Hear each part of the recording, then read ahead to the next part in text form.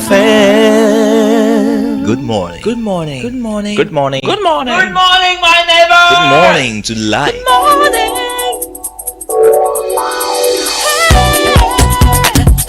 Music, talk, inspiration, in perspective. Express yourself.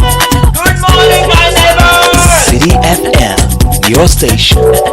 It's a refreshing lifestyle. Citi FM 97.3.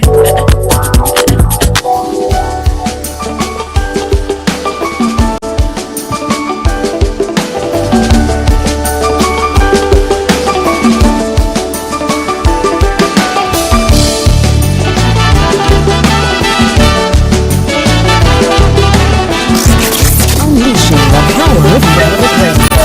This is Citi 97.3.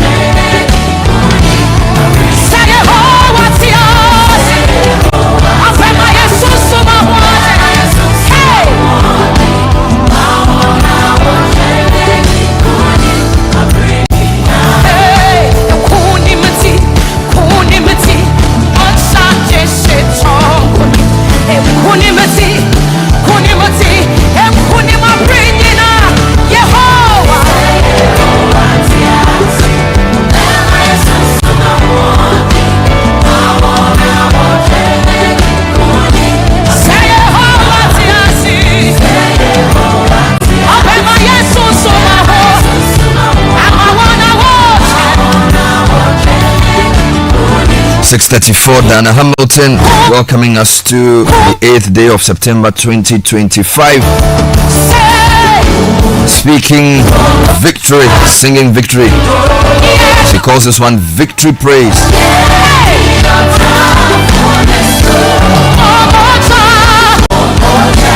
A wonderful welcome to a brand new week, a fantastic opportunity to use the power of radio to make a difference in the lives of individuals, communities, and of course our country and our continent and indeed our world.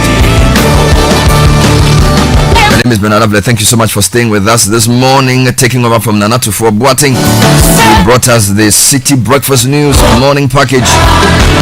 And of course, Reverend Maldi Chikata starting us off with This Is Your Day. And a big thank you to Caleb Kuda and the team for holding the fort in my absence. Welcoming back to the show. Now I have a question for you. Do you defend your people? Do you bring out the best in people? Do you celebrate others? Do you have a clear vision? Do you stay calm under pressure? Do you keep learning? If you answered yes to any of these questions, you are a leader. Take note, I didn't say do you have a post. I didn't say are you a minister or are you like a politician or whatever. Do you celebrate others? Do you bring out the best in people? Do you have a clear vision?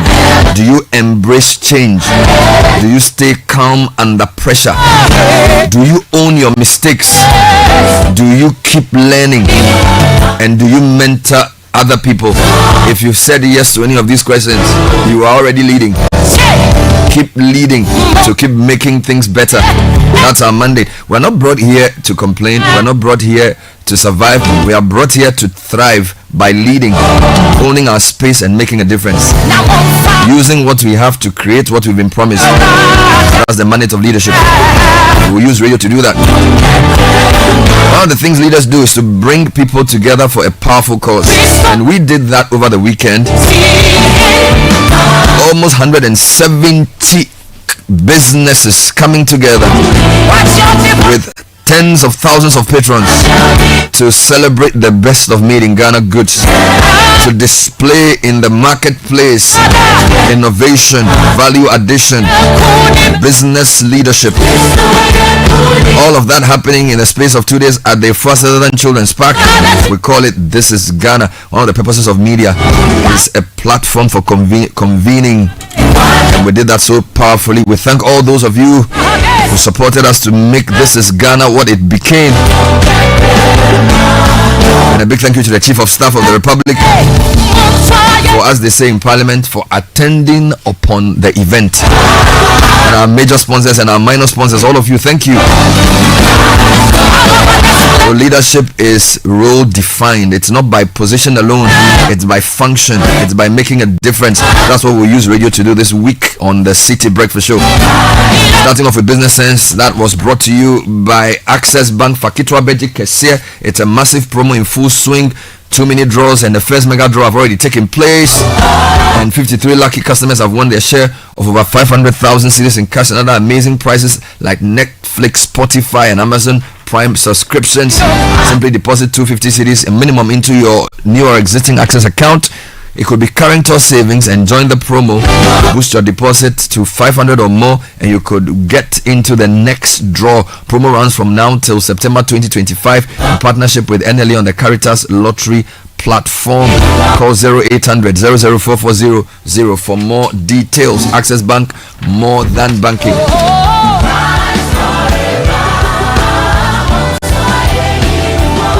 And the show has a structure. We start with a song that inspires. We bring you a few words that put into context what we want to do for the day. We call it Business Sense. Then we jump into the newspaper review. We call it the news review. So many headlines to give you context for the day. You don't need 10 hours, just probably 10-15 minutes of headlines to know what the day looks like for our country, putting in context Ghana in the face of the world. And then we bring you business news at 7. There's also sports. Big game tonight. The Black Stars of Ghana versus the Eagles of Mali. Oh my God, it's going to be interesting. If we win, we have 19 points. All of that is happening later with some live commentary from the team on radio. But the show is different because of its interactivity. We are waiting for your comments. Send us a WhatsApp message 054-998-6996. That's our WhatsApp number. Let me say good morning to Caleb Kuda. Good morning. Good morning, Caleb Kuda. Good morning, Bernard. And to Godfred Akotobuafo. Good morning, Bernard. Well, you look like an English teacher. Yes. This morning. Yes, I've gone to wear a checkered suit. A checkered suit. Yeah, man. It was sewn for me by one of my first TV sponsors many years ago. And then a few other things I'm wearing. No, okay. I'm looking forward to the week. Yeah, likewise. Yeah. But yesterday I had fun. I messed up with Bernard. I saw Caleb as well. Yeah. Doing his Did own you buy thing. anything? I bought too many things. Really? That was the problem. You bought too many things. That was the problem. It was too much to buy. I bought too many too things. much. Yeah. You know? The thing I remember, I bought a jollof mix, or was it given to me rather, on Saturday. Right. And we used it for jollof on Saturday evening. And they said I should go and buy more. Oh, I got this tiger nut cereal. Okay. That tastes like Cerelac. My God. Yeah. The lady was in the studio. Yeah, they were here. Tiger nut cereal that tastes like Cerelac. It tastes like Cerelac. Do you have to make it like cocoa or just pour hot water? Yes, you know, for so good. I think they Pampa. It was really, really interesting for me. And then Enumde chocolates. Yeah. They are doing very different flavors. Yeah. So they did mango. I saw cashew flavored chocolate. There were lots of dry fruits. Yeah. Also sort of there. packaged nicely. And then you introduced me to your dog guy. Yes, Chumesi. You know, his doors are, the first time I was doing my house, I had to buy imported doors. Okay. But when I was doing a remake, he built purpose-built doors here in Ghana from beginning to end. So he uses polytechnic education properly. So and then I also met up with I was at this stand, very good stand, run by a young woman, First Mango Press. What were they doing? So they have books for kids, different age ranges in the local language. I saw that too. Yeah, they had Ga and Chi. They didn't have Ever. Yes. It was in a Dangbe. Yes, book. There's a Dangbe one. There's a color work. I mean, yeah. Nice. I got some of those. Very, very, very nice. I didn't remember the name of the company though. It was First Mango Press. First Mango Press. Yes. So amazing. Well done to them as well. So anyway, Bernard, let me take you to the papers quickly. Yes, indeed. Let's have the headlines. Okay. So today let me start from business. Business and Financial Times. Yes. Let me start from the BNFT. What are they saying? On the front page, mining shakeup. EMP takes over Black Volta and Sankofa Gold projects. So that is the big story in the world of business. Enable regulatory frameworks in cyber resilience. Also, there, if you go to Business 24, it's the same story. EMP takes over Black Volta and Sankofa Gold projects. And then Esther Kopa becomes first African president of Global Public Relations Body. Congratulations to her. Ghanaian Times, 8 perish in road crash at Komante, and Professor Alidu elected NDC parliamentary candidate for Tamale Central by-election. Relaunch of National Sanitation Day. President rallies citizens, announces performance assessment framework from MMDCEs, and recklessness on display.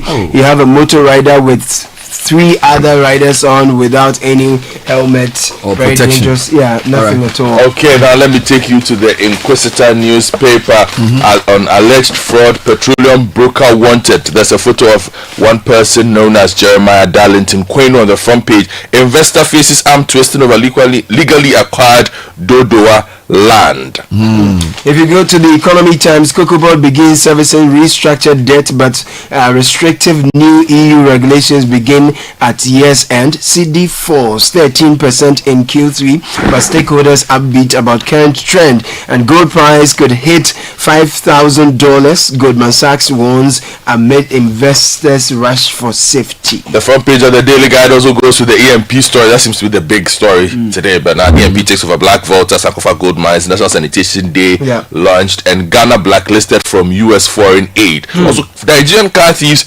jailed 20 years. Ghanaian publisher Ashimo under fire to resign over Singapore scandal. Now, Zuma Resources hails Boa for role in dispute resolution. U.S. cuts off Ghana off MCC 8, and then DSTV price war. Sam George caught in falsehoods. Ghanaian publisher puts it. Mahama leads national sanitation drive. The insight this morning also goes to the national sanitation stories all over the front page. Call for review of school feeding allocation per child. There's an open letter to the minister.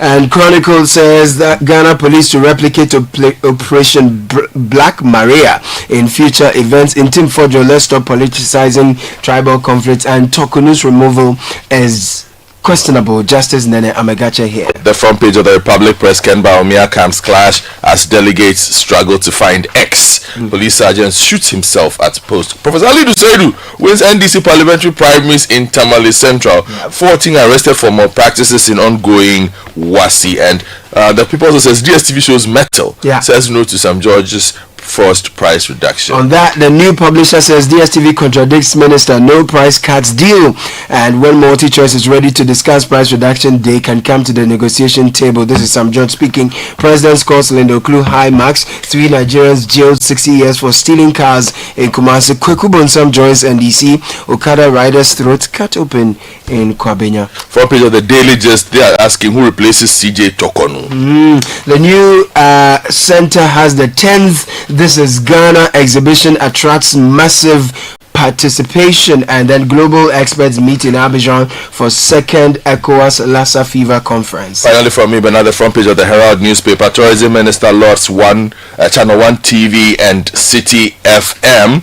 Yapi Chief Justice begged Mahama for honorable exit and blew it away. Good morning. Comes with a photo of all related parties in that issue. Fifi Kwete warns against NDC NPP secret deals to shield corrupt officials. Now Mahama rushed CJ removal. This is Vomao speaking. Recovering of loots. AG told to resist pressure, and assault on journalists. GJA fights for compensation. Varsity Dawn succeeds. Comrade Murtala secures landslide victory in NDC primaries. On the national sanitation cleanup exercise, that's also on the front page here as well. I will take you online, but before that, I suspect you haven't seen the graphic front page this morning.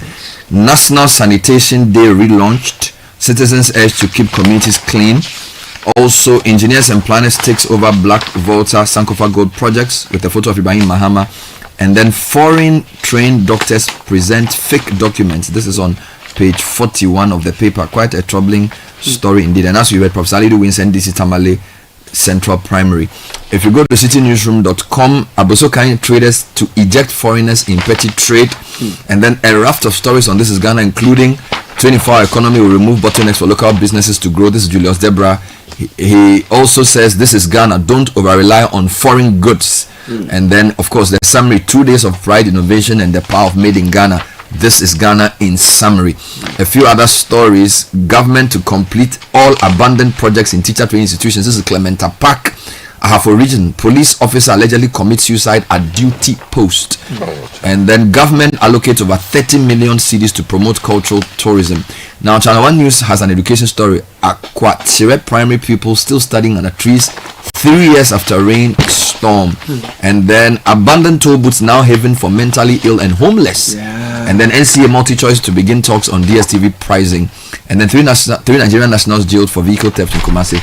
I'll bring you the High Street Journal's front page, which I thought is a really nice one. From Agri-Fair to This is Ghana exhibition, how City News is powering local economic growth. And I think the headline says it all. Spot on. From Agri-Fair to This is Ghana exhibition, how City News is powering local economic growth. Maybe the government should pay us some tax, because the tax they are collecting is a lot. In other stories, this is an interesting one. Strong CD without strong production is a mirage. I like such articles. I'll give you some highlights. Strong CD without strong production is a mirage. Analysts are warning. And then AT Ghana and Telecel clearing the confusion and asking the tough questions. Really good opinion as well in this paper for the morning. So where do you want to start from, Let me guys? start from the EMP. All right. That is It's everywhere. yes, it's a big story in our economy on page 3 of the BNFT and also Business 24. So the long dormant Black Volta and Sankofa gold projects in Ghana's Upper West region are poised for revival after one of West Africa's largest indigenous mining contractors, engineers and planners, completed the acquisition of the equity in Azuma Resources Ghana Limited and Upwest Resources Ghana Limited.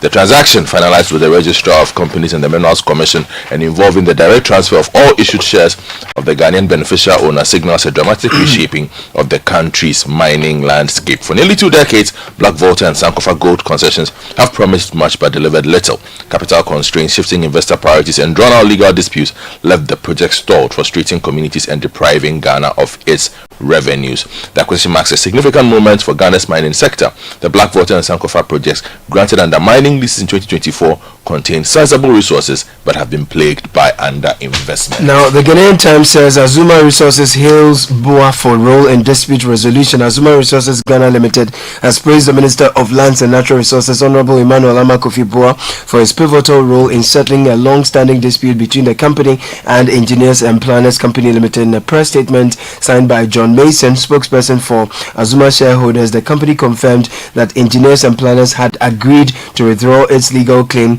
against Azuma. All right. The other story is the National Sanitation Day that the president launched over the weekend. The graphic leads with this and says President Mahama has relaunched the National Sanitation Day with a call for sustained and collective efforts to confront sanitation challenges head on to keep our cities and towns clean. To be observed nationwide on the first Saturday of every month, the initiative is part of the Clean Up Ghana agenda and the Ministry of Local Government, Chieftaincy and Rural Religious Affairs. The first monthly clean-up exercise is set for October 4 this year, the first Saturday in October. The president said the initiative was to foster a culture of environmental responsibility, improve public health, and enhance the aesthetic beauty of cities and communities. Let me take you to the front page of the Daily Gist, who are asking the big question: who replaces CJ Tokonu, which was the big story from last week, and says that the story on page 3. The controversial dismissal of Chief Justice Gertrude Araba Esaba Sakitokonu by President John Dramani Mahama has sparked strong lobbying among the top brass of the Supreme Court justices to replace her. So the paper then goes on to profile some of the leading candidates, profiles Justice Paul Bafuboni, profiles Amadou Tanko, Scott Puaman, Yoni Kulendi. And now let me stay with that paper for you, because on page 2, Issa Olego writes that Ghana has been officially blacklisted from receiving financial assistance under the United States Millennium Challenge Cooperation Program, a move that underscores growing diplomatic and economic tensions between Accra and Washington. According to the MCC Candidates Country Report for fiscal year 2026, it cites the debt distress and ongoing restructuring negotiations as key reasons for the suspension. So if you go to page 3 of the Ghanaian Times, 8 perished in road crash at Komante. 8 people died in a gory crash at Komante on the Cape Coast Accra Highway within the Mfansman municipality of the Central Region last Saturday. 5 other persons on board the vehicle, including a child and the driver of a truck, are currently receiving treatment at the hospital. The crash, involving Mercedes-Benz with registration number AS 414625 and a Hino truck, occurred around 3:50 a.m. The other story here is that police officer commits suicide. A police sergeant believed to be in his early 40s is reported in what appears to be a case of suicide at the Duayaunkwanta police station in the Hafo region. The officer, only identified as Sergeant Brown, was said to have taken his own life while on duty at the charge office at the Duayaunkwanta police station on Friday. Sources close to Ghanaian Times indicated that the tragic incident occurred when the officer allegedly shot himself with his service rifle, killing him instantly. This is really tragic. Now, let me give you a summary of This Is Ghana. Citi Newsroom is leading with that. 2 days of pride, innovation, and power of made in Ghana. The Ifasalaran Children's Park was pulsed with color, culture, and commerce as thousands of visitors trooped in for day 2 of the This Is Ghana exhibition organized by Channel 1 City FM. Now, it just gives some background that showcases Ghanaian ingenuity, traditional artistry met modern innovation, and the heartbeat of local enterprise was felt in every stall. This year's edition placed strong emphasis on innovation, creativity, and sustainability, with exhibitors drawn from across industries: fashion, agro-processing, technology, crafts, lifestyle, and corporate brands, displaying products and services that were authentically Ghanaian but globally competitive. Right. Now, I will go to the High Street Journal because I like the way they did the story. Okay. So they say City FM and Channel 1 are quietly powering Ghana's local economy, turning fairs, festivals, and broadcasts into platforms where SMEs gain sales, finance, and growth pathways. And Solomon Bachi's report is that Citi's media ecosystem has grown into one of Ghana's most unlikely engines of local economic growth. What began as a radio and television programming has expanded into a circuit of marketplace and festivals that now channel customers' cash and knowledge into the country's small business sector. It's an intervention that feels almost invisible at first glance, yet its impact on vendors, farmers, and artisans is proving hard to ignore. I'll urge you to read the full story. Yeah. It connects all the dots. Now, still on that paper quickly, it says strong city without strong production is a mirage. So this is analyzing the currency and the issues around production. It summarizes it by saying a stronger city is unsustainable without increased production in agriculture, mining, and manufacturing. Without this, recent currency gains risk a rapid reversal, which explains why we do some of the things we do. There's also a big controversy around local production and GIPC.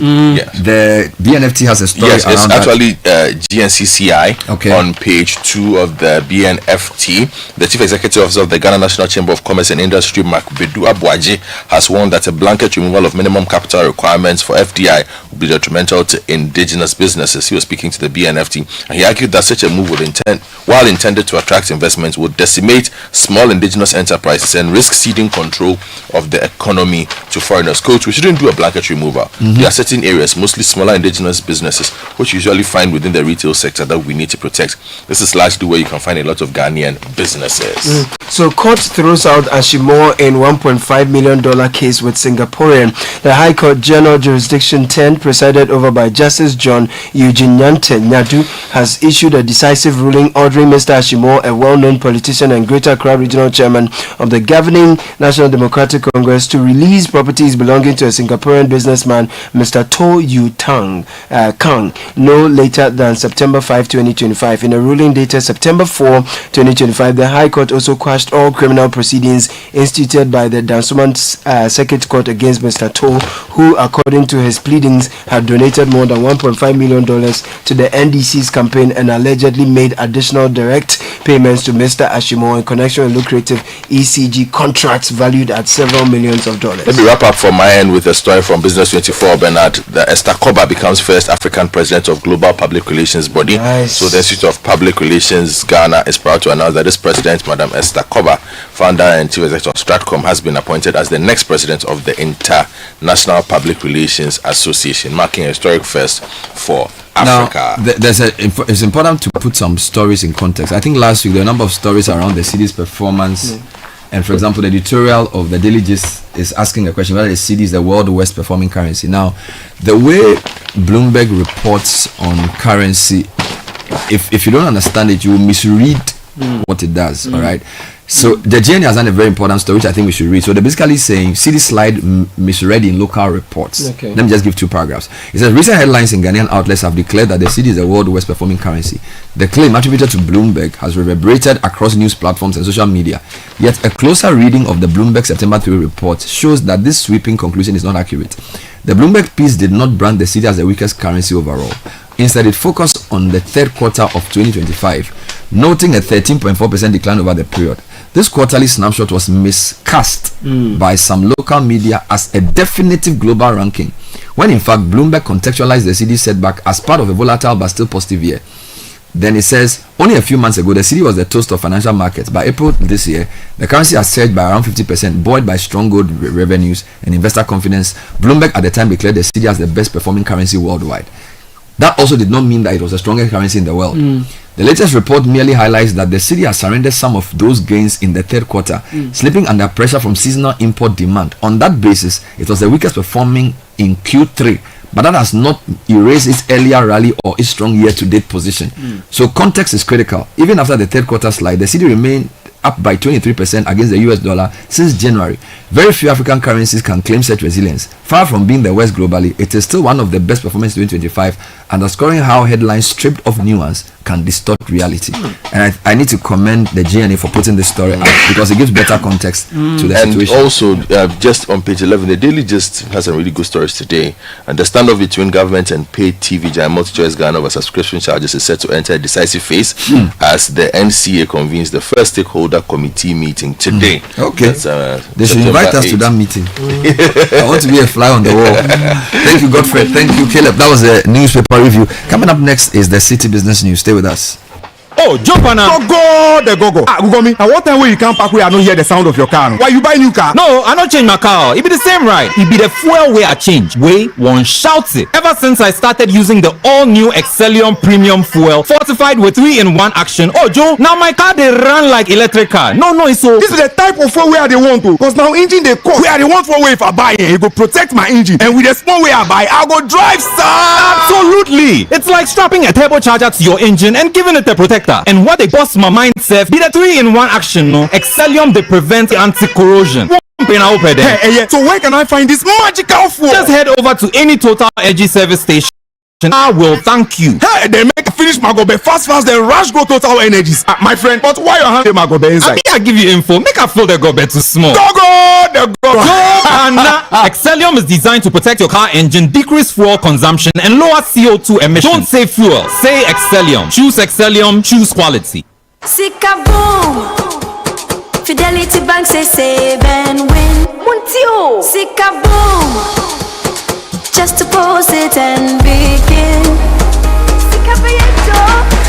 Every 500 CDs you keep for a month, you get 1 point all at once. More deposits, gets more points in. More points, more cash you feel win. How many points? 1 point every 500 CDs. What if you win? 5,000 CDs monthly. And the grand prize? Hey, 100,000 Ghana City. Don't wait. Visit any Fidelity branch or agent nationwide to deposit in multiples of 500 CDs. The more you deposit, the better your chances to win 5,000 CDs monthly and 100,000 CDs in the grand draw. Terms and conditions apply. Win with us. Fidelity Bank, believe with us. Sika-boom. This is an NLA approved promo, now running on the Caritas Lottery platform. This is the Citi Breakfast Show, the city's biggest conversation.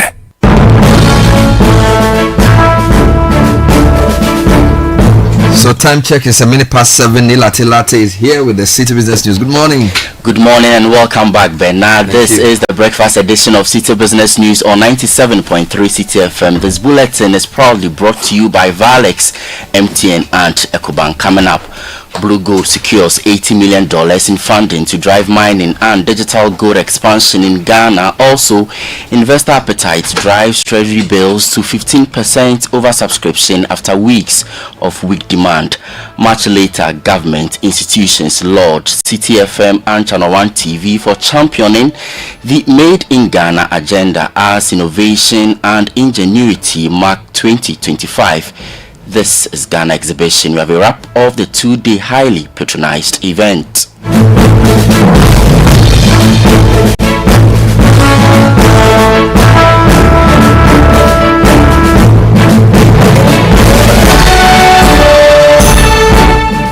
I am Nilate here with the details. Let's begin from the mining sector, where gold development and technology company Blue Gold Limited has raised fresh capital to strengthen its balance sheet and accelerate growth. The company has closed a $5 million senior convertible notes private placement with an accredited investor and signed a $75 million equity line of credit agreement with an institutional investor. The funding package will support Blue Gold's acquisition of high-value mining assets in gold and critical minerals, as well as expand its digital gold initiative. The company says the proceeds will boost working capital, drive long-term growth, and strengthen its ability to deliver shareholder value while promoting responsible mining and transparency. In a separate development, but still in the mining sector, engineers and planners has taken over the Black Volta and Sankofa Gold project in the Upper West region after years of delay. The acquisition of Azuma Resources Ghana and Upper West Resources Ghana finalized with the Registrar of Companies and the Minerals Commission ends nearly 2 decades of underinvestment, capital shortfalls and legal disputes that left the concessions dormant.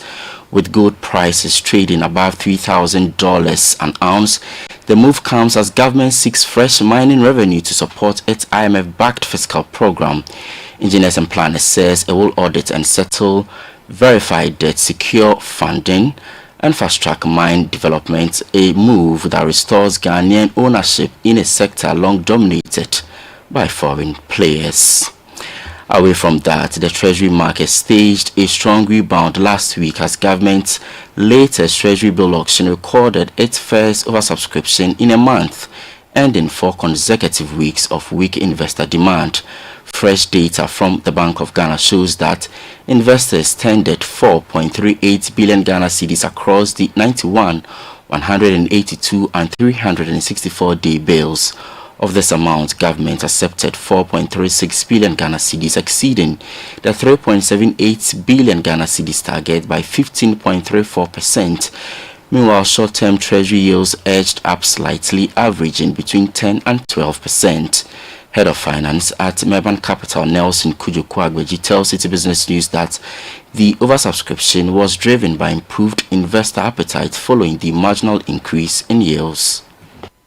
The oversubscription recorded in the recent auction may be attributable to a marginal increase in the rates. In fact, the 91-day Treasury bill rate increased from 10.33% to about 10.44%, whilst the 182-day Treasury bill rate increased from 12.37% to 12.41%. In fact, investors, most especially institutional investors, have limited investment option and so have no other option than to resort to the 91-day Treasury bill for purposes of liquidity management. To the extent that the rate for the 91-day is below inflation, we expect mixed reaction from investors in the coming days as regard government Treasury bill auctions. Nelson Kujoku-Agbeji is Head of Finance at Meban Capital. Now, the 2025 This is Ghana exhibition has officially come to an end, with sponsors, exhibitors and patrons hailing the fair as a huge success. Widely regarded as Ghana's biggest showcase of homegrown creativity, the exhibition brought together SME, startups, research institutions and established Ghanaian brands across multiple sectors. The event served as a vibrant platform to celebrate local enterprise, showcase innovation and strengthen the Made in Ghana agenda. Nashika Caesar has a wrap of the 2-day event. The This is Ghana exhibition entered its second day following a highly successful opening that attracted large crowds eager to explore Ghana's rich cultural heritage, creativity and innovation. The 2-day event, which began on September 6 at the A4 Sutherland Children's Park in Accra, brought together a diverse group of exhibitors showcasing Ghana's unique identity through music, food, fashion, craft and services. Beyond its cultural and entertainment offerings, the exhibition served as a vital platform for businesses and entrepreneurs to network, market their products and promote Made in Ghana content. On the opening day, Minister of Tourism, Arts and Culture, Jifa Ablagomashi, praised Citi FM and Channel 1 Television for their leadership in projecting Ghana's cultural image both locally and internationally. Day 2 featured engaging exhibitions, live performance by the Chin Chin Band and interactive sessions that celebrated Ghana's heritage while highlighting modern innovations, positioning the country as a hub for culture, creativity and enterprise. Sponsors of the 2025 edition of the exhibition expressed satisfaction with what they described as a highly successful and rewarding fair. We got our money's worth. We've met some amazing people, we've seen innovative products, and we've been able to learn from the stories and the journeys of so many people. So it's been a great experience for us. That we definitely have to have it in our plans for next year. It's been worthwhile. Sponsoring the This is Ghana exhibition has not just been about sales for us, because aside the sales that we are doing, we're also trying to inspire young people to venture into agriculture.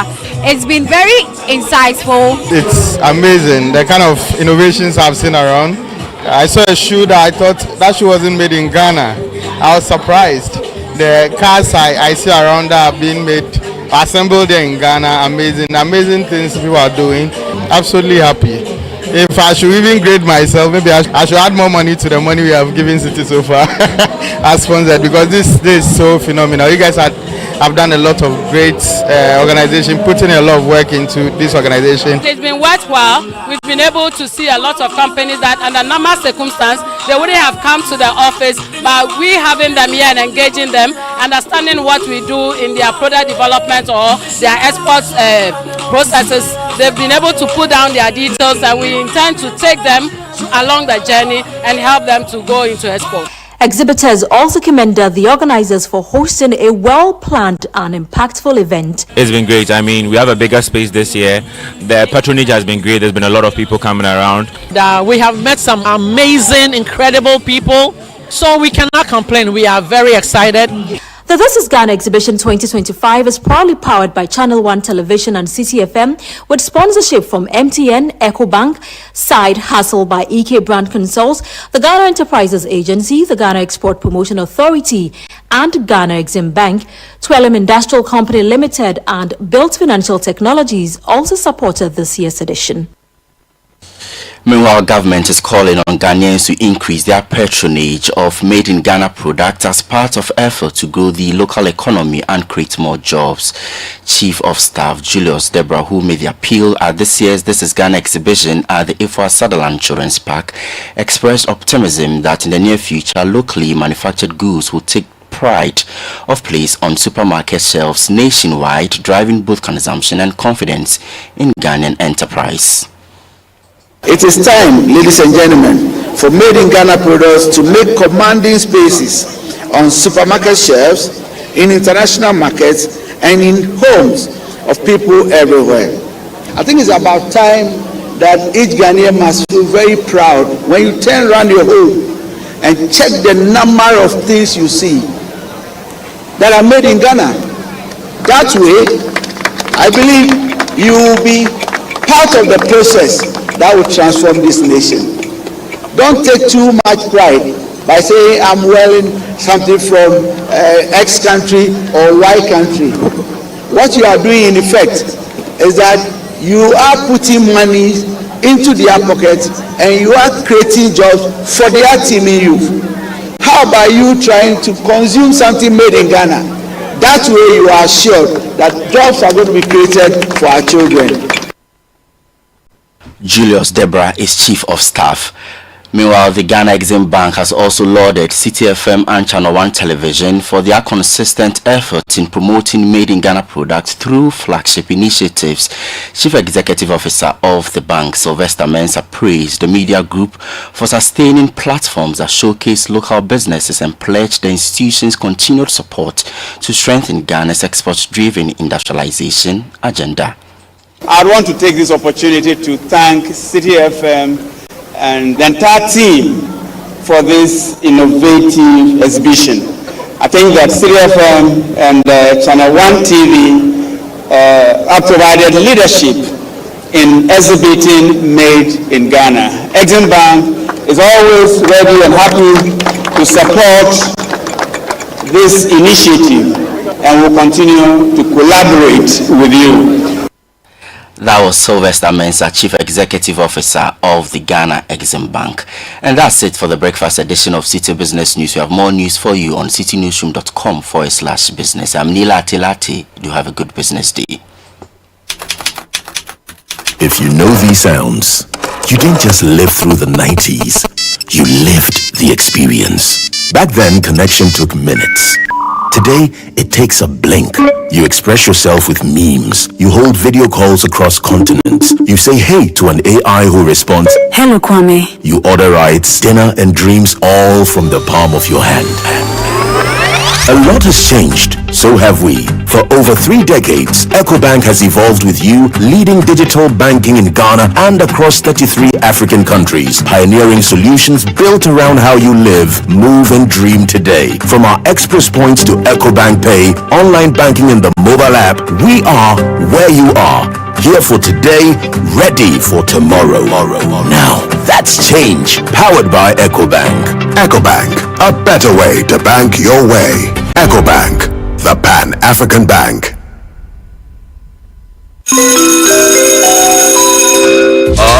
Announcing Ghana Ghana's first unlimited photocopier leasing. Yes, from just 983 Ghana cedis, you can lease a multifunctional photocopier and print unlimited. Yes, unlimited and free paper every month. Guess what? That's not all. Toners, repairs, and maintenance all are free. And oh, I'm not kidding at all. And we cover the whole country. Yes, the whole country. What are you waiting for? Just visit us at www.valexlease.com or call 0244-644048. I repeat, or call 0244-644048. Remember, terms and conditions apply. Valex Lease, affordable document management solutions.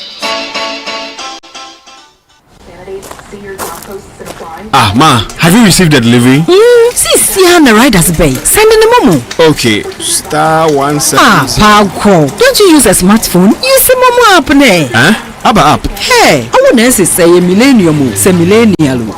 Oh, millennium for ya nyaze. Switch to the app. Why you smart? I know you're secure. Enter a world of possibilities with the Momo app. Pay your favorite merchant, pay utility bills, and borrow from our wide range of lending services. Move to the app side today. MTN.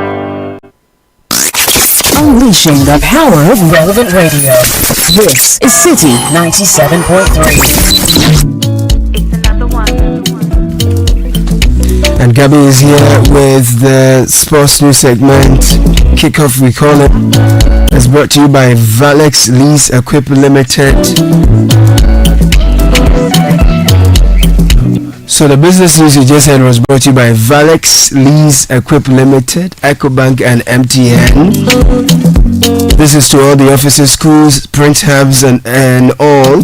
Why buy a photocopier when you can lease and print unlimited? Valex Lease Equip Limited, Ghana's first unlimited photocopier leasing services.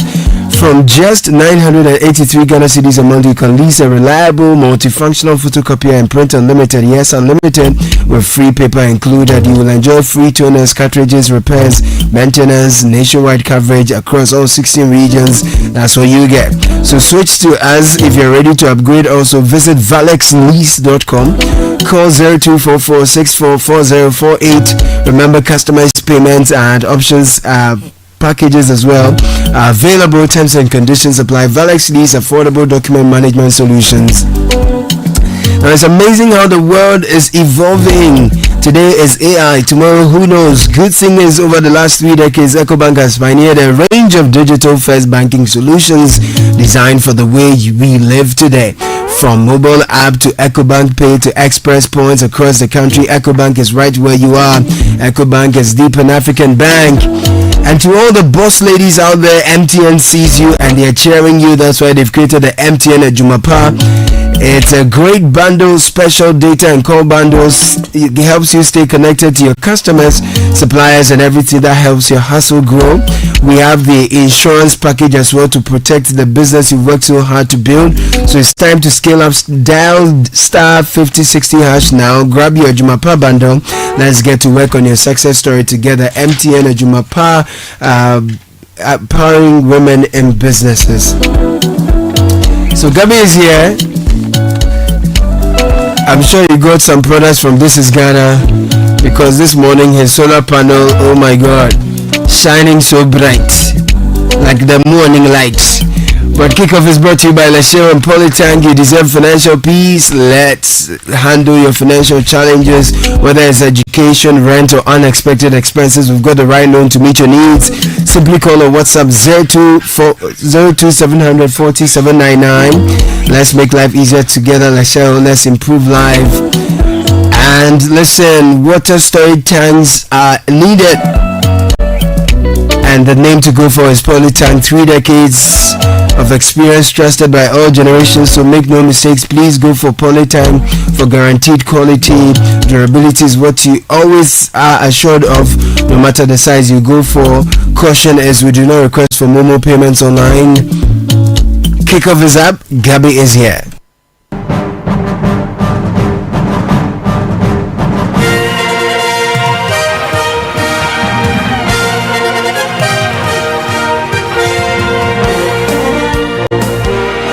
Right, Monday, September 8th. Welcome to Kickoff on 97.3 Citi FM. Coming up in the next 10 minutes. we are not at the World Cup yet. We have to fight for this. We have to give our lives for this. We are not there yet. No way. And our opponents, they will do everything to stop us from going there. Okay, so it's match day for the Black Stars of Ghana in the match day 8 of the 2026 World Cup qualifiers. This game is at 7 p.m. tonight at the Accra Sports Stadium. More from Otto in a bit. Also coming up.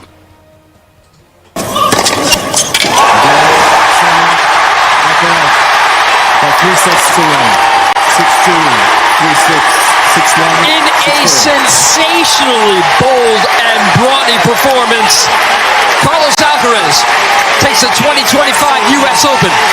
Another Grand Slam title for the Spaniard Carlos Alcaraz, beating Yannick Sinner in the finals of the U.S. Open men's singles. All of that plus some other stuff right here on kickoff. We're on the wings of Show Goals on the GH Politan Ghana and Lesheho. Let's improve life. Alright, I'm Gabiofe. Let's start off with a big clash this evening at the Accra Sports Stadium. The Black Stars of Ghana will lock horns with the Eagles of Mali for the 26th time in their history.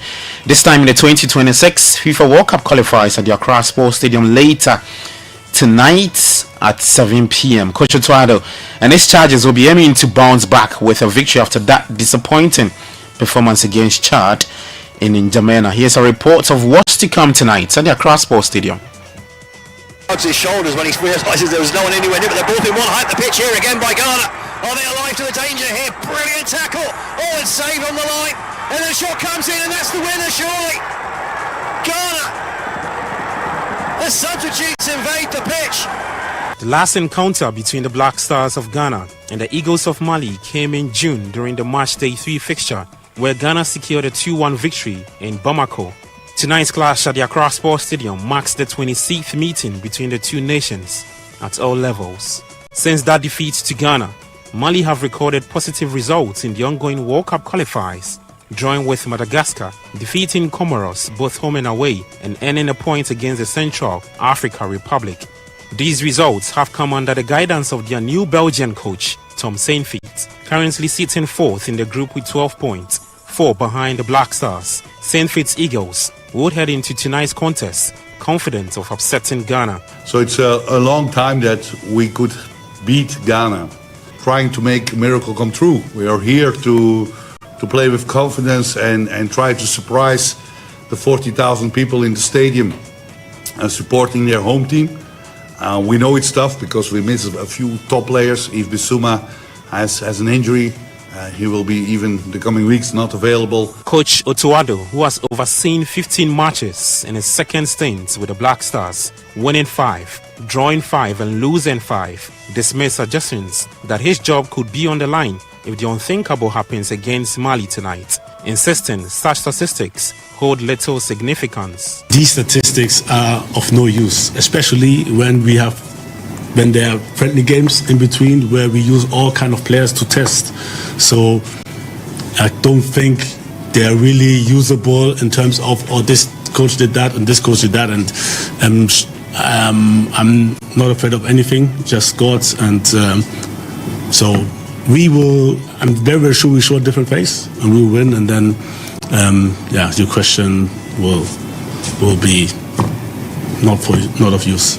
Ghana remain top of Group I, and a win against Mali tonight would move them to 19 points ahead of their next qualifiers against the Central Africa Republic and Comoros later in October. No matter who I speak to, all Ghanaians, before we played against Chad, don't worry, And the problem is, if this kind of mentality also from the media was addressed to us, Chad, who's Chad? If this gets in a little bit, just 1% in the brain of a player, we have a big problem. So I urge people, we are not at the World Cup yet. We have to fight for this. We have to give our lives for this. We are not there yet. All right, so that's the Black Stars coach Otuado speaking ahead of tonight's clash with Mali.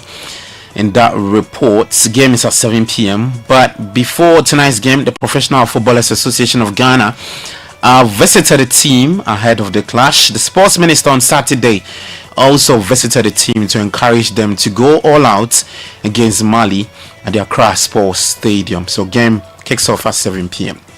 But some more matches coming up later today in the World Cup qualifiers. Equatorial Guinea will take on Tunisia. At 1 p.m. Mozambique take on Botswana. Zambia will play Morocco.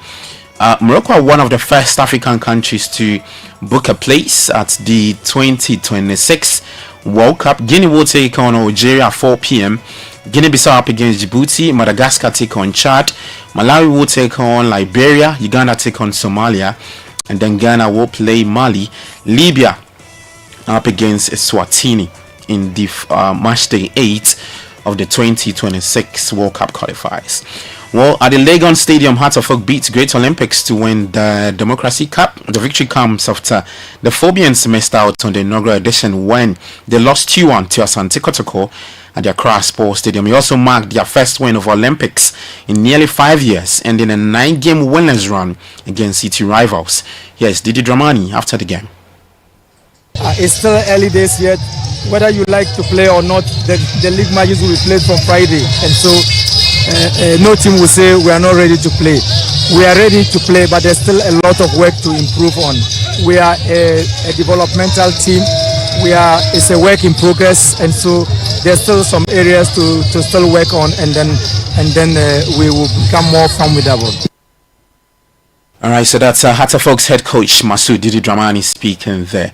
Well, let's turn attention to some tennis, and Carlos Alcaraz triumph in the latest chapter of his compelling rivalry with Yannick Sinner, and in a 4-set victory to regain the US Open title. Alcaraz started strongly and weathered the second set 5 back from Italy's Sinner before powering into a 6-2, 3-6, 6-1, 6-4 victory in New York. I mean, I just have half an hour. Wanted to start with Yannick. It's unbelievable what you're doing during the whole season.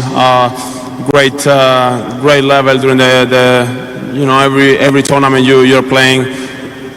I'm seeing you more than my family, so it's Jesus. So it's great to share the court, to share the locker rooms, to share everything with you. Watching you improve every day, working really hard with your team, really great people around. So I just congratulations for everything you're doing and the great performance during the whole week. All right, so that's the US Open champion Carlos Alcaraz speaking there. Well, in the women's singles, world number 1 Aryna Sabalenka battled past home hope Amanda Anisimova to retain the title and finally secure a first Grand Slam trophy of the year. Sabalenka beats Anisimova 6-3, 7-6 in a battle between the two of the biggest ball strikers in the women's game. It is crazy, you know, all those tough lessons worth this one, and I'm speechless right now. But first of all, I want to say congrats, Amanda, on reaching back-to-back finals on the slams. I know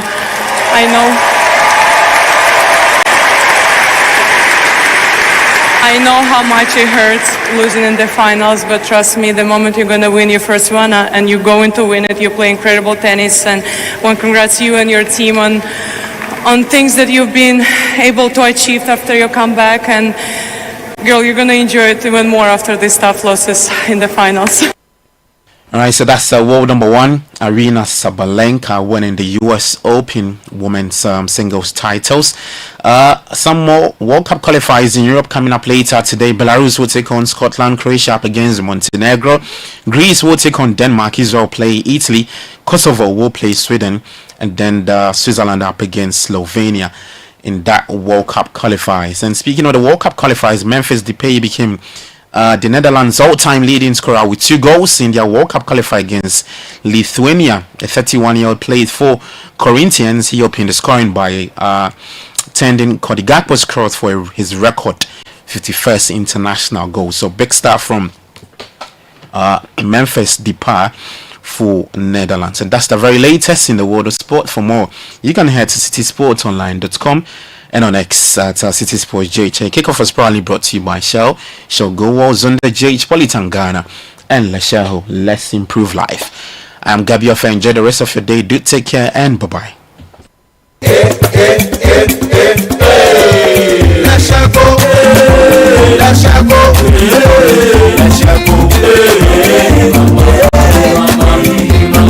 If you need unique services, innovative financial solutions, we deliver on our promise, cause we are number one.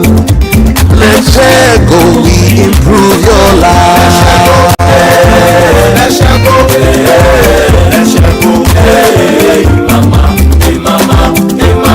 Even when you're stuck with nothing, no matter your situation,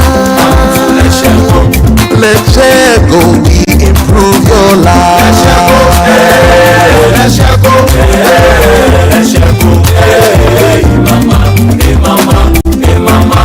Let's go, we improve your life. Polytech is everywhere, durable and authentic. Stronger brand you can trust. Polytech, we get some more Rambo and get some more super. And the Polytech every day.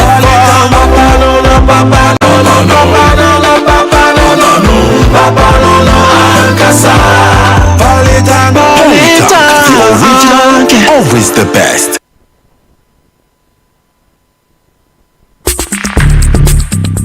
Join the conversation on the City Breakfast Show on Facebook at facebook.com/City97.3, Twitter at twitter.com/City973, and Instagram at instagram.com/City973 with the hashtag CityCBS.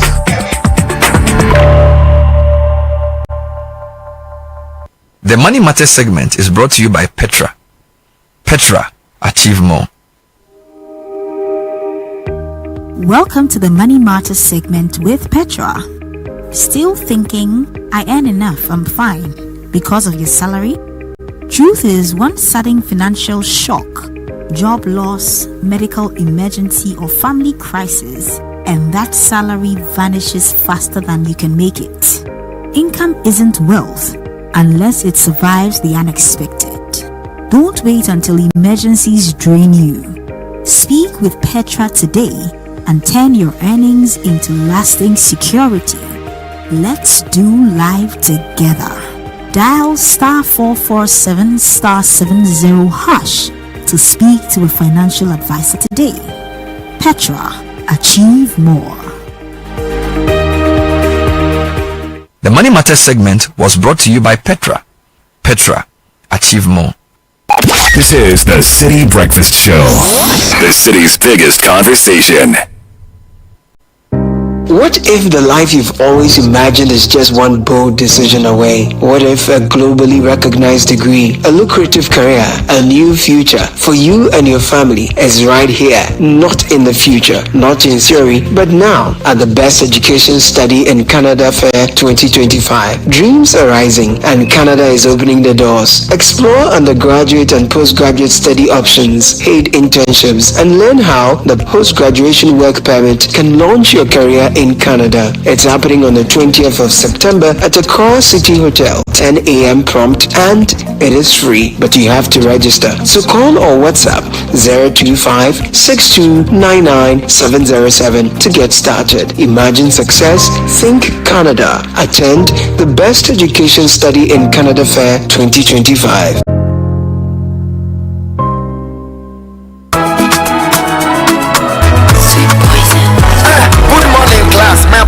I'm late for your class today. My apologies, like I said. On my note, the economy. What's your next step? Psychology. Okay, who can help me? I want to send money with my bank. Withdraw some monies. I feel let me tank. Me try a error. Hey, to be frank, but doc, this your bank there. If you junk, Digital Bank of the Year. FA, the bank of the moment. Doc, can you weak? Safe and smooth. You know go talk plenty. First Atlantic Bank. FA. Yeah, they've won it back to back. Up to now, no bank is close to that. Back to back. Yeah, doc, that's the fact. So doc, if you sign up, you can depart. 2 times winner, Digital Bank of the Year. Back to back, if I enter your ear. Quick, safe, always on time. Secure transactions for you, my dear. Pay your debt and bill. Stay home more, relax and chill. First Atlantic Bank be the deal. Tell it FAB and your bill. To pay your debt and bill.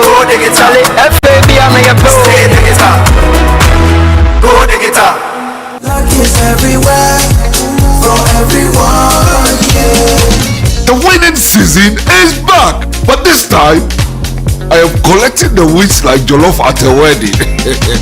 The luckiest season 3 is here. Your chance to flip your luck or maybe your bank account too. 2 easy ways to join. Dial *712#.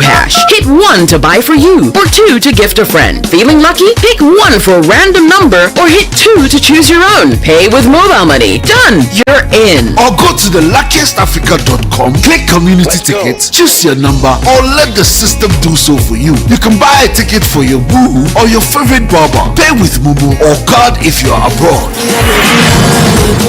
1 ticket could turn your 1 Ghana Cedi into 500 times more. And the whole community could win 10 times over. Dial *712# or log on. Let's get lucky together because luck is everywhere. Play responsibly, not for persons under 18 years. This promotion is regulated by the NLA on the Caritas platform.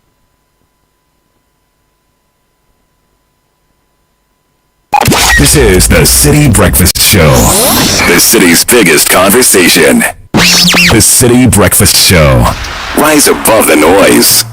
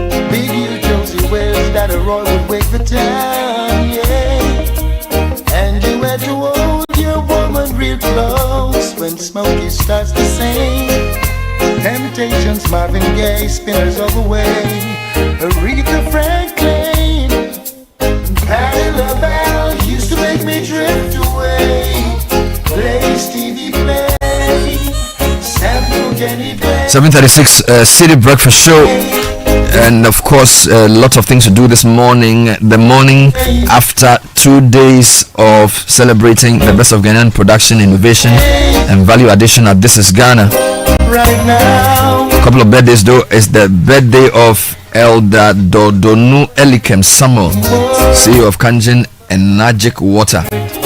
Happy birthday to you, Mr. Dodunu.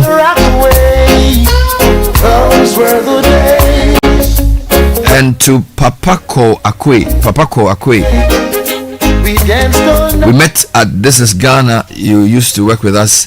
He is a Gimpa Law School lecturer and senior associate at Oak and Woods Law, East Legon. Papako Akwe. No, he be major guy. Yeah, Papako Akwe. No, he has a big office, you know, not far from the GFA's. I think he was doing something with intellectual property. Yeah, that's right. That's his area of expertise. Really? He's doing some wonderful work there. But from what I know, he's a lecturer and that's right. He lectures beyond that. Beyond that in his. So he's an intellectual property lawyer. Yeah, that's right. And doing some wonderful things there. Helping us to actually reposition and reset, if you like, the law with respect to how people's rights operate in those realms. It's a fine mind, a fine brain, and we celebrate you, Papa. Yesterday, was it yesterday? It was on Saturday. Yeah. It was there on Saturday. Came there wearing his coolie high. So I have a question for all of you. What was the most interesting thing you saw at This Is Ghana? Well, think about it. Don't answer it immediately. What was the most remarkable product or service or something that you saw that you want to follow up on? There's so many different exhibitors, almost 170 of them. 2 days of bringing them together. And for me, I think that the economy. What's the name of the paper again, Caleb? Is the High Street Journal? I think they captured it so nicely. How basically using these fairs to boost local economy, and if for example we could do this on a national level regularly, I know that it takes a lot of effort to put it together, but if we build a culture of buying and sourcing local, if our supermarkets could also have a way of sourcing locally, the ripple effects on the economy are very, very good. Because one of the reasons the currency has started sort of losing its gains over the dollar is that between, or basically the third, when you divide a year into three, the last 4 months of the year, people start importing a lot for whatever reason, whether it's for Christmas or whatever. So generally, if you look at the trends, there are 2 periods where the currency struggles: March, when companies send their dividends abroad, and then the last quarter of the year where Christmas is coming. And a lot of the things we use in this country are not made here. So that's a real issue. So, and the other thing is that, for example, if you are building a house, a lot of the components are still imported. Right? You are wearing a shirt that's sewn here, but the material is not from here. You're driving a car, it's not made from here. So you ask for a price of a car, they mention it even in cities, but it's pegged to the dollar.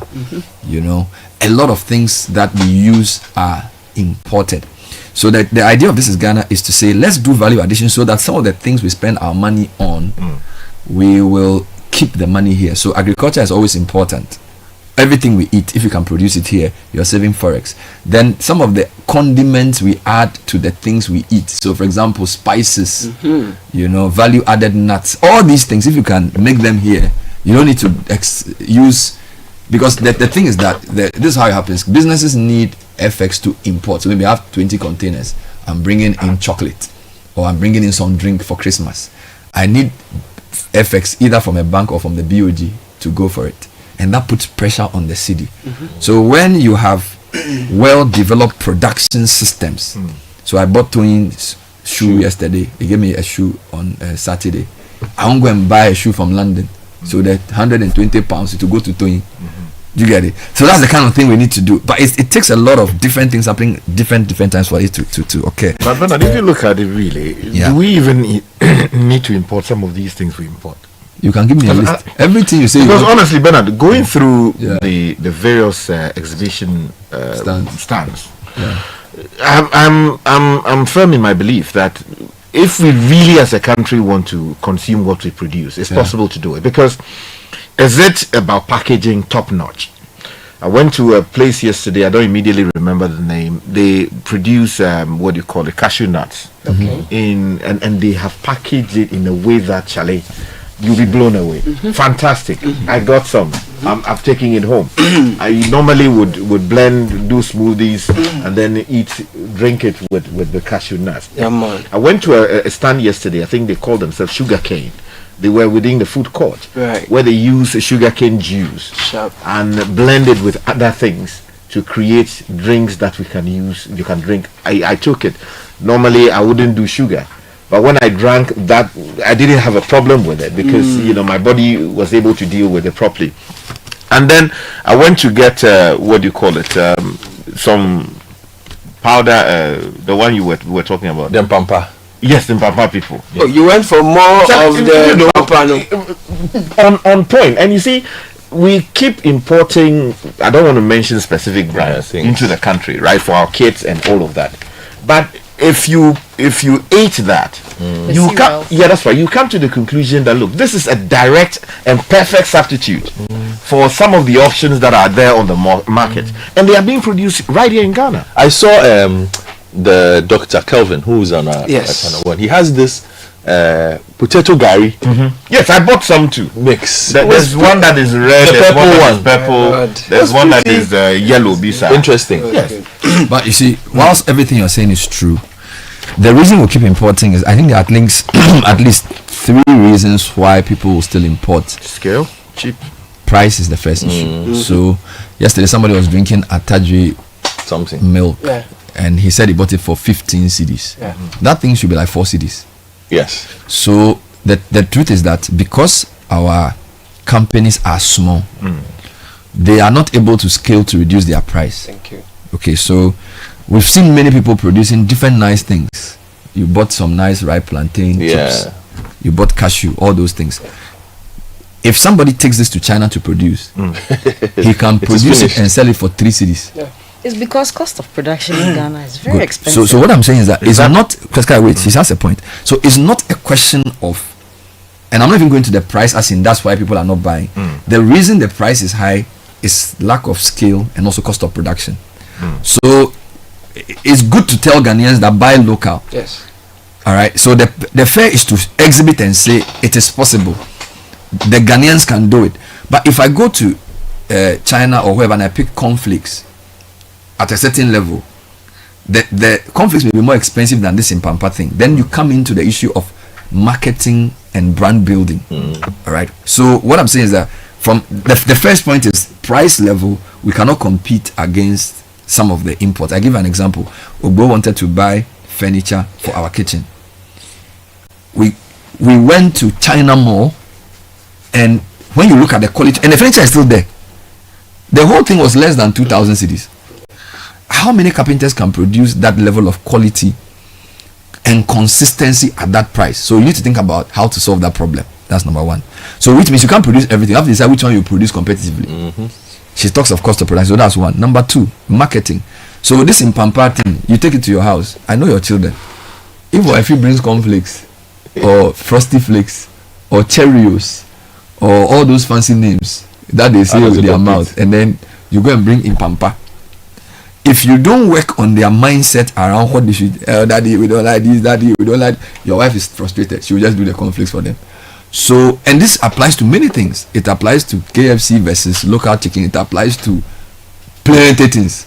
So the issue of what people buy is not just a question of let them buy. You have to create a space in the people's mind to want to insist on it, which is why This Is Ghana is great, right? You said it, the packaging is correct. I saw some very nice plantain chips that can be on any shop anywhere. Tekura, your things are great. I saw Maximus's wife do some gifts. Beautiful. Yes. All those things are competitive to the extent that people buying them believe they are buying value. Okay, so there's the intrinsic quality of the product imported, and there's also the perceived quality of the person buying, who believes that if he buys Cadbury's chocolate, it's better than Golden Tree. Some of that is intrinsic, some of that is because there's more chocolate in Golden Tree than that Cadbury thing. So that's perceived quality. So what I'm saying is that the media house can work on the perceived quality. All right, but then there's also a question of standardization. Let's come to garment and apparel. Okay, this shirt I'm wearing, somebody does it to me. The person traveled to the UK and brought it. I think it's a Primark shirt. This suit was sewn by the guy who used to do it for my show like 4 years ago. It's a nice suit. I don't know how many times he can do it and at what level he can do it for the number of people who want it. So this is a blazer. So he's done it like a bespoke blazer for me. I wear it on TV. People like. Now, if somebody places an order for 5,000, can he meet it? No. Does he have the scale? Does he have the resources? So the production question is not just, oh, let them buy made in Ghana. Shoes.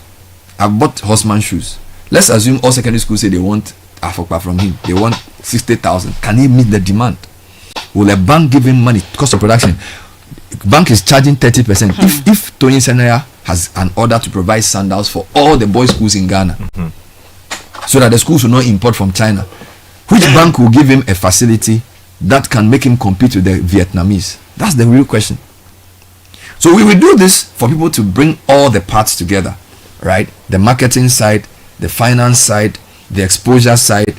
But the companies themselves have to also agree that they need to come together. I always say that you can remain small and do bespoke things, but if you really want to rock the boat, I think the government should come up with some sort of crafts village. Yeah.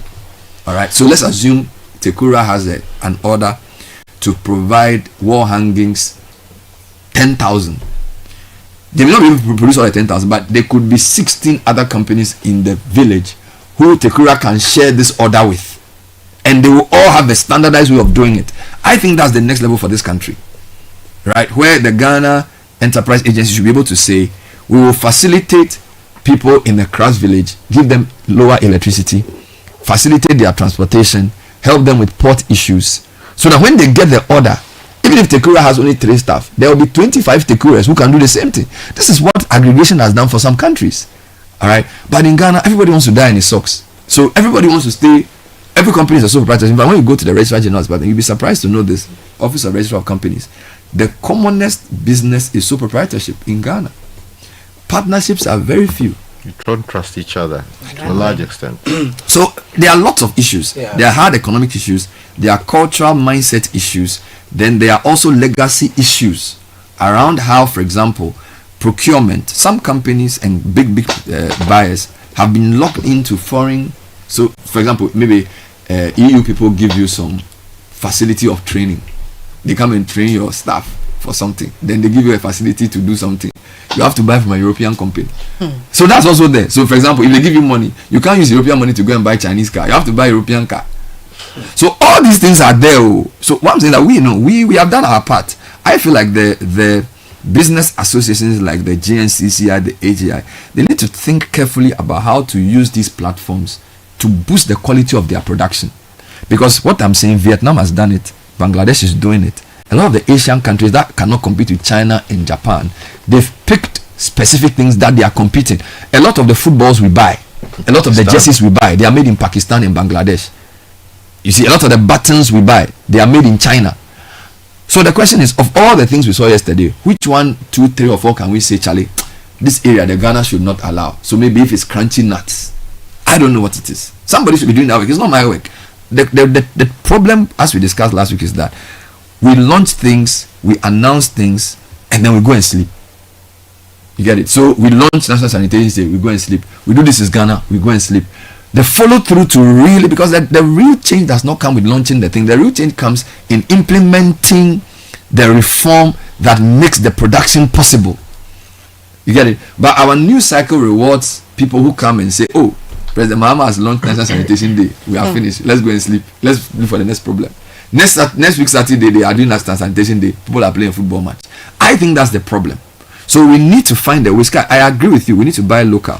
But local cannot be bought. If, for example, we don't say what next, as I'm speaking to you, Ministry of Trade, Industry and Agribusiness should have been there, in addition to whatever they did at Foreign Ministry, take an inventory of the companies and ask what can we do next after this. GIPC, they should come. We shouldn't go to them. They should come and tell us that you've done 2 days, 10,000 people came, X amount of things were sold. Can you give us the information? That's what the government should be doing. As I speak to you, not in fact the government agencies are not even plenty were not even there. Just to add, they should have been there, but not alone, but with big retail companies, investors, to come and invest in the SMEs that were present. That will help with the scaling problem. The retail companies is a very tricky situation because the retail business is an extension of the country they are from's market and trade policies. So whether they're from South Africa, they are from wherever, they are built to create market for the producers in those countries. So you don't expect a South African or Chinese retailer to prioritize a made in Ghana product. Is your government policy not like that? Country. Exactly. No, if for instance you are giving maybe some company from South Africa the opportunity to come and trade in Ghana, you think your policy not say that okay, yes, we would allow you to bring in some of the goods you are selling on your shelves, but you need about 45% or maybe 50%, as the case may be, of the things you are selling there should be made right here in Ghana. Should that not be government policy? So yes, I understand the whole let me play devil's advocate. Being the free trade market. So here you are with people saying, you know, the whole narrative around economies is framed around how competitive is a country and how open it is to investors. Let me give you an example. Friday, I was with you at an event. It was a legal event, and they were discussing alternative dispute resolution and arbitration. And then, if you listen very carefully to the discussions, it's around, how do we protect the investment of foreign companies so that arbitration becomes a means of protecting their investment. So the framing of international business discourse is around, there's global money coming into a poor economy like Ghana. If the company is not able to repatriate its profits, and a lot of times, why does arbitration occur? Arbitration has to happen because maybe a mining company has come to Ghana, and the mining company initially was to pay 25% corporate tax, right? And then they were supposed to do a few things. The company decides that it has registered its business as not a subsidiary of a global company. It does a registration in a way that makes it evade tax, according to the GRA. GRA may say, I'm going to charge you a flat tax of, say, $2 million, because the way you are doing your local transfer of your product to your headquarters in Jersey, you are evading our tax law. This goes to arbitration, and we will lose. Now, beyond losing, it is framed as Ghana's investment policies are not consistent, and they are not progressive for investors. Who are these investors? This is global capital. All right. Now, let's come to your point. You say, can the government insist? Now, somebody has $3 million or $10 million from South Africa or from somewhere, sets up a retail chain in your country. The purpose of that retail chain is not only to make money, is to also give access for the products from that country into your market. That was the understanding that for which they came, and now people know. So to now turn around in the middle and say, put 60% of the goods as local, may not necessarily be part of the terms you agreed. And it may not even be considered a fair trade practice. I'm coming. So what I'm saying is that, you see, you can use government policy to try and persuade these people to source locally. The real answer is in, can you give money to our next Kweru businessman to also come up with a supermarket which will then sell locally in a competitive way? Because the Chinese or the South African guy, whatever you do, will never prioritize a locally made product over his Chinese product. So yes, I think you have miscalibrated the point I was trying to make. What I'm saying is that, let me take you back. You see, it is not in the middle of the game you are changing the rules. Of course, you can do that as a matter of law. I mean, national parliaments have the authority to make changes to the law as and when you do so. But when you do so, there's a requirement of what? Fairness, proportionality, all of these things you're talking about. But we are inviting the people in. So if you are coming into Ghana today, and the position of the law is that, yes, we'll give you access to, say, go into the furniture market. But we are insisting that the investment you are coming with, have at the back of your mind that all the things that you display, at least 45% or 50% of the things you display should be right here from Ghana. Those will be the terms, the basis upon which we are granting you the license to come in. You can't turn around and say that we are not respecting investor rights, because we've taken into consideration the fact that you are bringing in some money, and we are saying that, well, you are coming in, but there is also a requirement that you give leverage in appropriate cases. This is what you have said will be true in a normal industry in normal times, but this is what tends to happen. You are having a power crisis, so you invite a company to come and produce power for you, but you are hot because doing so is kicking at you. So a lot of times the terms of the agreement are inimical. I'll come to the retail, but I'm using a general point. So this could be true for a mining company, because government is desperate for investment, or a power company. So a lot of our PPAs, a lot of our mining stability agreements have been signed because our governments have been desperate, or they have not been sensible in negotiating these deals. So a lot of times when they try to change the rules as they go, these guys go for international arbitration and we lose. All right. Now, let's come to the issue of retail. So the president has gone to Singapore. He's going to meet Singaporean president. They've discussed many things. Now, I'm very sure they discuss Singapore business. Singapore has many businesses. One of the largest companies, Wilmar, has Singapore shareholders. There could be a big Singapore retail chain that wants to come to Ghana. Now, at that high level, they may have some things they've agreed, and they'll sign an MOU with the Minister of Foreign Affairs. Then the trade people will take it up. So by the time they get to GIPC, if you are going to apply the rules already there's a certain strong hand that has come from that executive place to make this thing go through, because it's been described as a $10 billion investment in retail to create 2,000 jobs because somebody wants to win elections, whatever. Do you understand my point? So the framing of the whole thing, initially there's already a disadvantage for the regulator in how he sets the rules.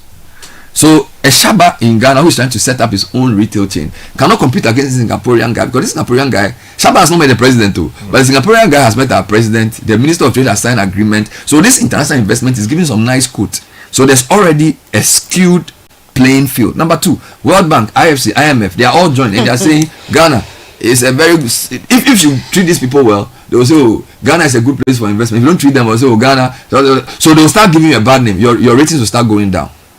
So, and by the way, the reason your Shaba is not able to compete with these guys is that he doesn't have good credit. So he's going to build his shopping mall, but he will be more expensive than the Chinese guy. So the question is, why is it that at that meeting, in that discussion, hypothetical discussion with the president of whichever country, and I'm saying hypothetical things, by the way. Right. Why wouldn't the president of the republic, minded of all the things we talk about, the need to invest in local industry so that they can also compete, say that, well, by the way, yes, we are open to receive funding from Singapore, investment of any kind, but when you come in, our position is that you need about 50% participation of the Ghanaian people by way of but they'll compare that to, so he can't say that, because the Singaporeans will compare that to Nigeria, to Cote d'Ivoire, to Niger, and they'll say, there are 54 countries in Africa. Nobody asks us such ridiculous things. So they'll play other markets against you. But we are not dying because the Singaporeans are not here. Number two, the president's decision for going there, he needs many things. So maybe he needs some facility to expand the port. Maybe we owe them some money that they need to give us concessions on. He also needs jobs created for people in IT. In addition to the Singaporean, so what I'm saying that he's going there with the whole package of things, and he understands that I cannot necessarily, I can't solve all my problems. So he is going there knowing very well that what you are saying is true, but he may not be able to execute it. What is the biggest liberator in all of these things you're talking about in the long term? Which is why we keep saying that let's start with food.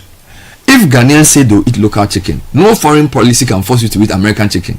If Ghanaians say they'll eat local rice, so let's start with the things that we make here. So if you don't eat local rice, how can you wear a local suit? Do you understand? Because a foreign suit has a better track record and can be more competitive than a Ghanaian suit. But rice is rice.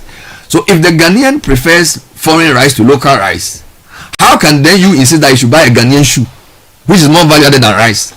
So the response is that the citizens themselves must start by preferring things, and the government too. Number two, on issues around policy, I understand what you're saying, that look, even with retail trade this morning, to the preference issue retail trade, even this morning, Guta, they are going round to say that there are foreigners in retail trade, which GIPC is supposed to sack. GIPC is not sacking. So now you have your own Guta who have become police. Imagine, this is retail trade. In any event, what are they retail? Sky, if Guta has to go to the market to chase foreigners from retail trade, if I am Shaba, and so I'm using Shaba as an example, it's a Ghanaian businessman who has a store. What can Shaba do against China more? If a retailer in Tudu has to go and chase a foreigner out because a foreigner has encroached his market, what will a Ghanaian version of that? He has no chance. So I'm not saying this is a hopeless situation. I am saying that a lot of it depends on we the citizens, what we decide. Number two, the government too has a big role to play.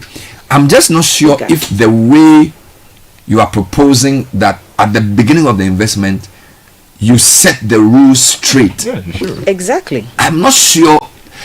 You see, countries like Nigeria and Ethiopia with larger markets have a stronger leverage. We have our own. But if we have the production, in my opinion, if we can satisfy even 50% of the Ghanaian market, and at the negotiation stage you have a foreign company saying that, well, I can opt for Nigeria, I don't think we'll suffer that much. Look at the DSTV situation. Nigeria DSTV is like 2/3 cheaper than Ghana, and of course they'll say it's a bigger market. I know Ghanaians who are using Nigeria DSTV. Every country, and to be fair, I agree with you that our governments sometimes are they are not assertive. For example, when it comes to airlines, if you look at the quality of aircraft the international airlines give us compared to what they give to Nigeria or South Africa, we have a bigger thing to say there. Okay, but I'm saying that the long-term goal for getting your citizens to do better is to be more productive, because at the end of the day, no foreigner is coming to Ghana necessarily to make you develop against them. Do you understand? So his retail chain is setting up is not because he wants to promote made in Ghana. He's setting it up because he wants to promote made in China, and it's not a sin. So you need to find out how he does it, so you can also do your own. That's a given, but for me, it shouldn't be the easy access to our market. It's almost as if these negotiations, we just go there and thumbprint whatever they put before us. That makes it unfair. That makes that international investment unfair. It's like global trade. It's unfair to the people who have the raw materials. Take it or leave it. Take it or leave it. We'll revisit this issue when we come back. Now, I am the one supposed to be asking the questions, but people have turned me into the question answer. No problem.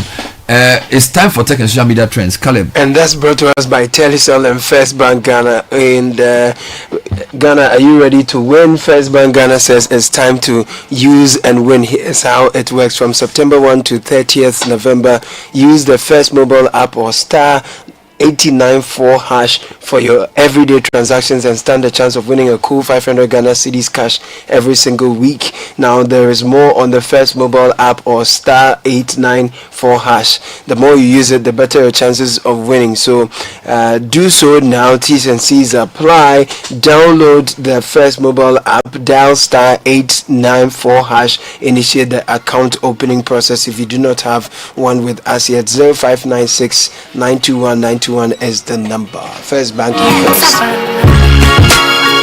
Edwin Kwakufi is here with the segment. Hello, Edwin. Hello, Bernard. So we start with the twists and turns in the DSTV versus Sam George saga. Over the weekend, there were a lot of things.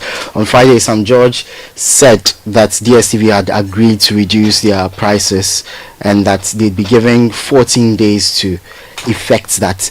Later that evening, DSTV or MultiChoice Ghana released a statement saying they had not agreed to reduce their prices, which prompted an angry response from Sam George. Then later, I think yesterday or the day before, NCA released a statement saying that DSTV had agreed to a stakeholder meeting which will take place today on their pricing model. So there are lots of twists and turns. People don't know who to believe anymore because both sides are contradicting each other. So but it would seem that the NCA statement did not say that there had been an agreement by DSTV to reduce prices. Yes, the sort of silent on that. Yeah, the NCA statement exactly. It was silent on that one, but so the meeting is happening. The meeting is supposed to happen today. I don't know if it's begun or not, so we'll bring you updates on that when it happens. Whatever it is, let's be careful we don't take our decisions that will lead to judgment that's being imposed upon you and I to pay. But this is the same thing we're discussing today. Oh yeah, exactly. The same kind of thing, right? That's right. So yeah, we'll keep an eye on it. Okay, so now we move on to the Black Stars, who are playing later tonight against Mali at the Accra Sports Stadium. So a lot of conversations because the Black Stars failed to beat Chad in a relatively easier game last week, which has put them in a really difficult situation given the results that happened over the weekend. So a win against Mali is imperative if we are to avoid the worst scenario, which is missing out on the World Cup from a very strong position in the group. How we got into this position. So what should happen? We have to win the last 3 games, or no? We don't have to win the last 3 games because the other teams also face each other. But it's winning the last 3 games guarantees a place at the World Cup. Okay, so we have to win tonight's game or at least draw. At least draw, but a win is important because Chad is the X factor, it seems, in this group because everybody else has Chad to play and they will almost certainly beat them as well. I was telling him you are assuming that Chad they don't have anything to do, so they will just sit there, you come and beat but them. They should win enough. That they might use that for whatever it is, and they have done that. 1 point, what are they doing with it? We're just not. They have national pride. They were celebrating wildly after that. They played 6 games and lost all. Yes, maybe. So why should they draw? There's a reawakening. I think the wrong assumption is that you are superior in the game. We are the wrong assumption. We didn't. We should have beaten them. What's the basis? Because we have the assumption that your team is better than the Chadians. We are better. Why? Players. What is their ranking? Must I go on? So we move on to Mr. Easy and Temi. Yeah, man. Yeah, over the weekend, the family released official pictures and videos of the wedding, which took place across 3 countries. So the first was in Monaco on May 9th, which has significance for the family. Mr. Easy's late mother was born on May 9th. Yep. And the Tedola family, they have a family home in Monaco. So the second one took place in Dubai, where they also have a family home there. And the third one, about 2 actually. the third one took place in Iceland in August. So see how some of us use money. And a month after, and then we you see what we are discussing. You're discussing it, yes, exactly. But that's like busy, putting money in Iceland to buy all of these places. How does that develop Ghana or Nigeria? No, he's giving the trends. It's trending. It's trending. So you make your money. So a month after, I'm not vexed. I'm just trying to relate that to our the economy. Yeah. No. The segment is not about. People decide how to use their money. Exactly. Go and make yours. Very lavish ceremonies. Very lavish ceremonies. I'm told the photographer charged like $50,000 or something. I saw that too. I can't prove it. So yes, a wonderful end to the ceremonies there. My mouth will be gone. Okay, so tech-ish news. Yesterday was the International Day of Clean Air for Blue Sky. So Blue Sky. Yeah, it's just a day to tell people and organizations and governments to be more conscious about the clean air and safety and pollution and all that. And over the weekend, I traveled across the motorway twice on Saturday and Sunday, and I saw a lot of people complaining about this online too, that they were burning things in the medians. Like Charlie, there are about 5 different places on the motorway where things were burning and smoke were just pouring into my cars, and I saw on social media a lot of people complaining about this. So it's something that we need to take notice of, and I just want to bring again our attention to the Clean Air app that you can go to, Ghana AQ on Android, on Apple. Just go there, sign up and Ghana take note. Air Quality. Ghana Air Quality. So AQ. Ghana AQ on Android and Apple. Also the website GhanaAQ.org. Just keep an eye on the air quality in the place you live. Make sure that you mask up as well. So okay. Yeah. Now second show me that trend. It's Telecel SME Month this September under the theme Connecting the Next Generation of Entrepreneurs. For our young emerging entrepreneurs, this month is loaded with major vibes tailored to your growth and ambitions. Sharpen your skills at the Telecel Business Runway and the AI Workshop, and connect with other change makers at our very first Telecel Red Mixer, an exclusive networking event. There's more. Unlock tailored products designed to match your unique business goals this Telecel SME Month. Your time is now to transform your genius into impact. Keep up with all the action by following Telecel on social media for updates, or visit our website www.telecel.com.gh/business. Telecel, connecting energies. Listen guys, one day an old lady inherited a huge sum of money. Her family worried about how to break the good news to her. They feared that the sudden good news might give her a heart attack, and so they decided the family doctor, who was experienced in delivering such news, should be the one to tell her. And when he did, surprisingly, she smiled. Relieved, he asked, "What are you going to do with all that money?" She replied, "I am going to give you half." The doctor rather had a heart attack. I do imagine. People are often surprised when we put them first. At First Bank, that's what we do.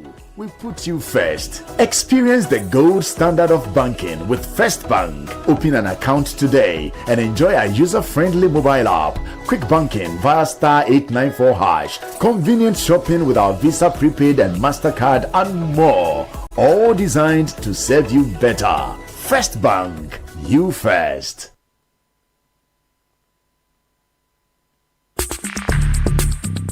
Join the conversation on the City Breakfast Show on Facebook at facebook.com/City97.3, Twitter at twitter.com/City973, and Instagram at instagram.com/City973 with the hashtag CityCBS.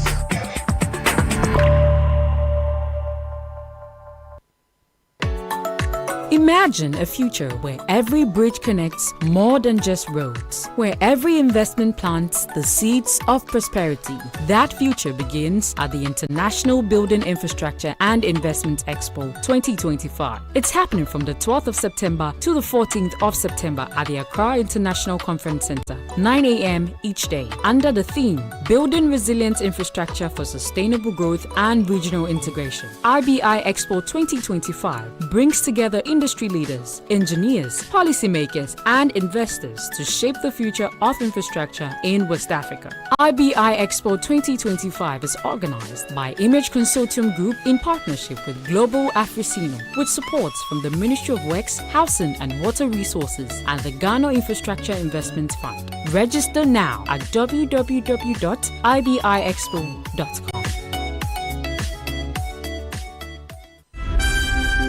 Channel One TV has a way of telling their stories. Stories that empower change. Capturing the trending issues, delving into our communities, getting out the voices that matter. Before the end of this year, some significant improvement would have been noticed on that road. And it's not going to be a 9-day wonder. He's back to site to continue with the project. Channel One Newsroom, CNR, brings you an exhaustive coverage of the day's news. 8 p.m. and 11 p.m. every night. A lot of responsibility rests on the shoulders of African leaders to create an environment that is conducive to trade and investment. We wish to partner with any nation of the world. Channel One Newsroom captures the exact news temperature of the nation. Everything in this world is subject to abuse. And that's why there are checks and balances. That's why you have to also go to court and do... From the northern, western, eastern, and southern parts of Ghana, Channel One Newsroom, CNR's got you covered. People normally enter the boat without the life jackets. We believe strongly that if they were wearing life jackets, their lives would have been saved. 8 p.m. and 11 p.m. every night. I thought I should contain myself. But he should be careful. He did not win the election on merit. The NDC won the Asokwa election by default. For whatever reason, we, the MPP, we decided to hand over power. CNR, telling your stories, empowering change. Catch CNR on Channel One TV at 8 p.m. and 11 p.m. every night.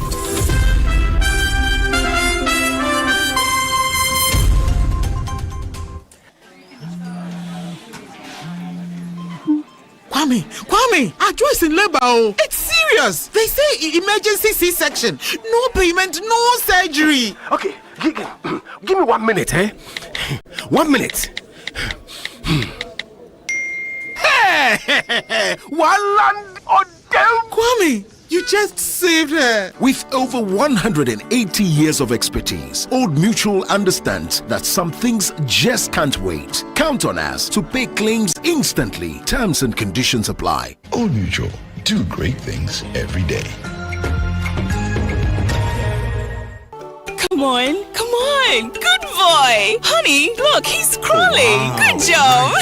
The new Cerelac Wheat and Maize has the combined goodness of wheat and maize grains fortified with iron, vitamins, and minerals also found in fruits and vegetables. To prepare the new Cerelac Wheat and Maize, just add milk. Enjoy your little one's big moments at less cost. Cerelac, care for them. Count on us. This advert is FDA approved.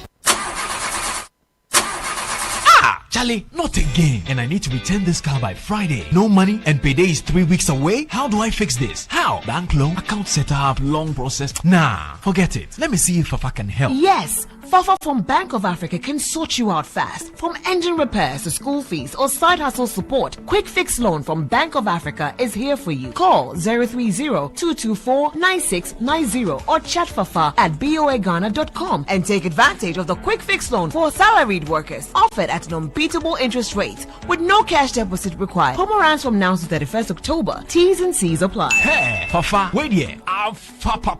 Bank of Africa, as strong as a group, as close as a partner. This is the Citi Breakfast Show, the city's biggest conversation.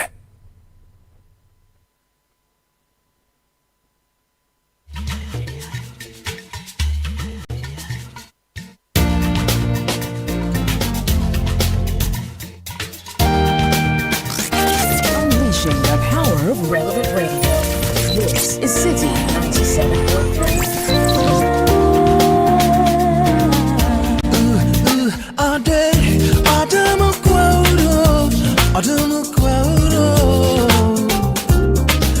baby, dear, you sick and baby, dear, you want to me to you. So me move take it to desire.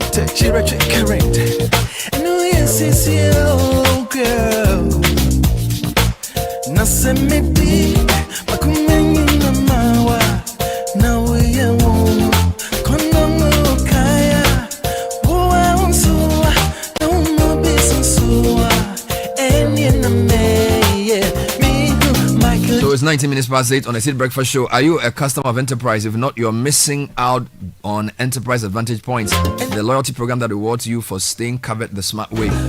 Now, with this, you can rack up points and score awesome rewards by just making purchases, renewing policies, and more, all through our self-service portal or the Enterprise Advantage app.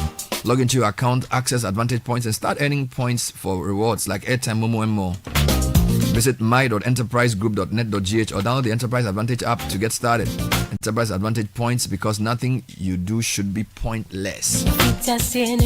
From Wiggle Vision Limited, Ghana's leading tech company, comes Frog, the ultimate platform for USSD, OTP, voice, and bulk SMS messaging. Now, Frog offers unbeatable rates to all mobile networks in Ghana, helping your business reach more people faster, whether it's bulk SMS, voice SMS, IVR, or USSD. Our secure APIs and tools ensure easy integration for businesses of all sizes. If you're ready to elevate your customer engagement, then visit wiggle.com.gh or call 417-0599. That's 055-417-0599. If you're a salaried worker, whether you're on controller and accountant general's payroll or not, or with whether you are on controller accountant general's payroll, working with an SG Ghana listed institution, or already banking with SG Ghana, this is your time. From now till end of September, you can apply and receive a loan from SG Ghana for your personal or business needs and enjoy unbelievably low rates. Join the Yasan Atiso loan promo. Visit any branch of SG Ghana or call 0302-214-314 for more details. SG Ghana, the future is you.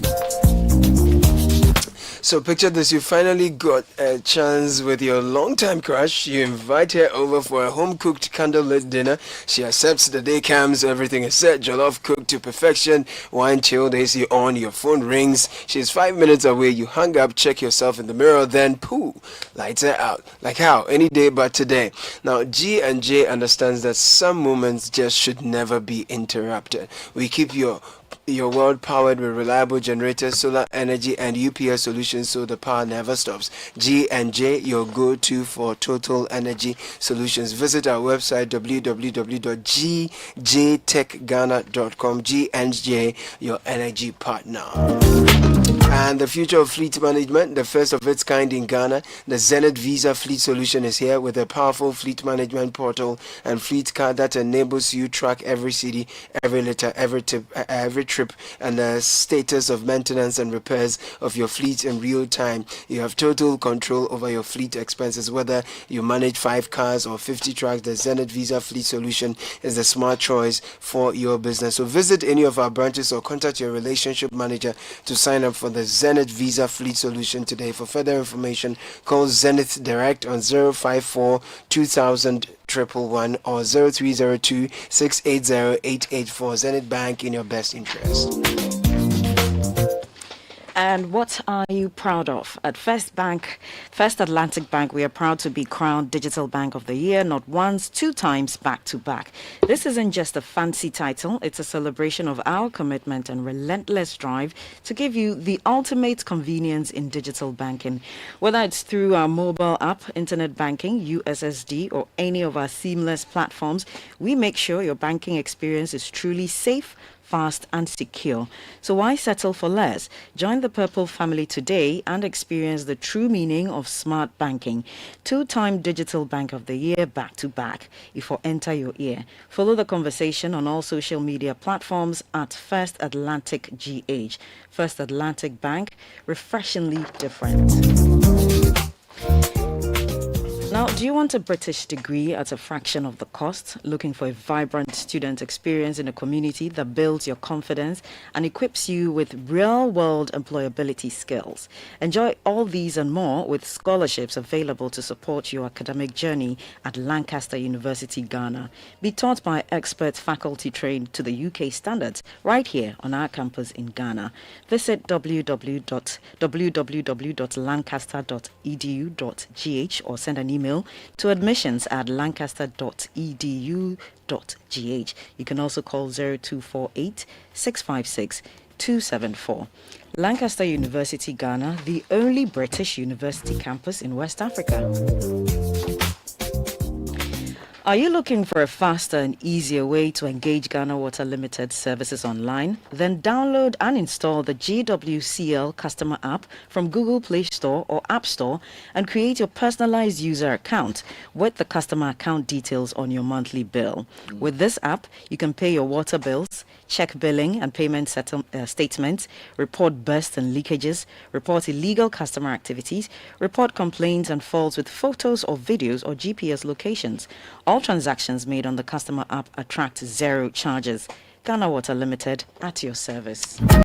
So for reliable power, there is only one name, Cummins. At Cummins, our world-class generators are durable, reliable, fuel efficient, and come with world-class warranty, giving you peace of mind. We have 20, 30, 60, 100 kVA at lower prices, but today, buy today and enjoy free delivery, free installation and commissioning, free 500-hour service from Accra. If you're within Accra, Kumasi, Takwa, we provide you these. Cummins is your trusted partner for aftermarket support with genuine spare parts, fleet guard filters, Valvoline premium blue oils, and expert servicing to keep your generators and engines at peak performance. So limited stock is available. Don't miss out. Locate Cummins at Odoko Old KTS Yard. Call us 0549 777 666 or 0302 301 451. Yes.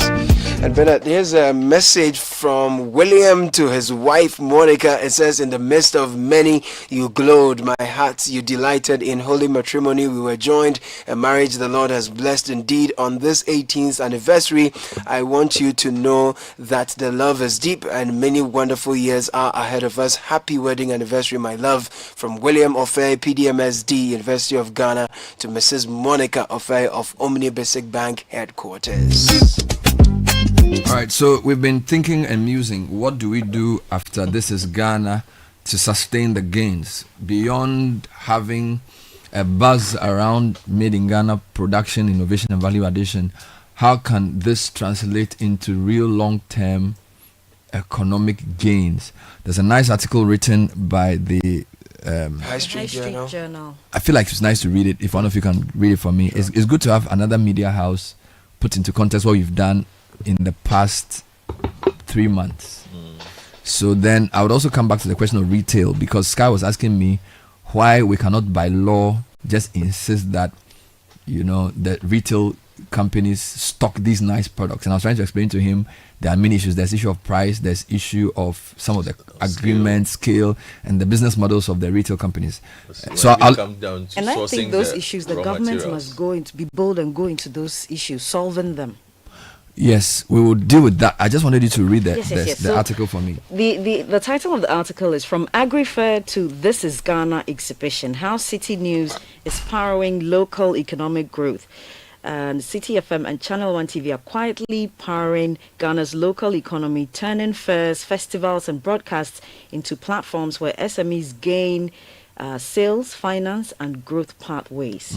Now the details. So Citi's media ecosystem has grown into one of Ghana's most unlikely engines of local economic growth. What began as radio and television programming has expanded into a circuit of marketplaces and festivals that now channel customers, cash, and knowledge into the country's small business sector. It is an intervention that feels almost invisible at first glance, yet its impact on vendors, farmers, and artisans is proven hard to ignore. Ghana's economy rests on small enterprises, from family-owned agro-processors to micro-food vendors. They account for the majority of jobs, but their growth is often stunted by the same sets of challenges: limited access to markets, fragile links to finance, and a slow shift into the digital economy. Without platforms to sell at scale, many remain trapped in survival mode. Correct. This is the gap Citi has stepped into. By staging trade fairs, turning airtime into business education, and converting heritage festivals into commercial opportunities, Citi is providing the soft infrastructure that helps small firms grow.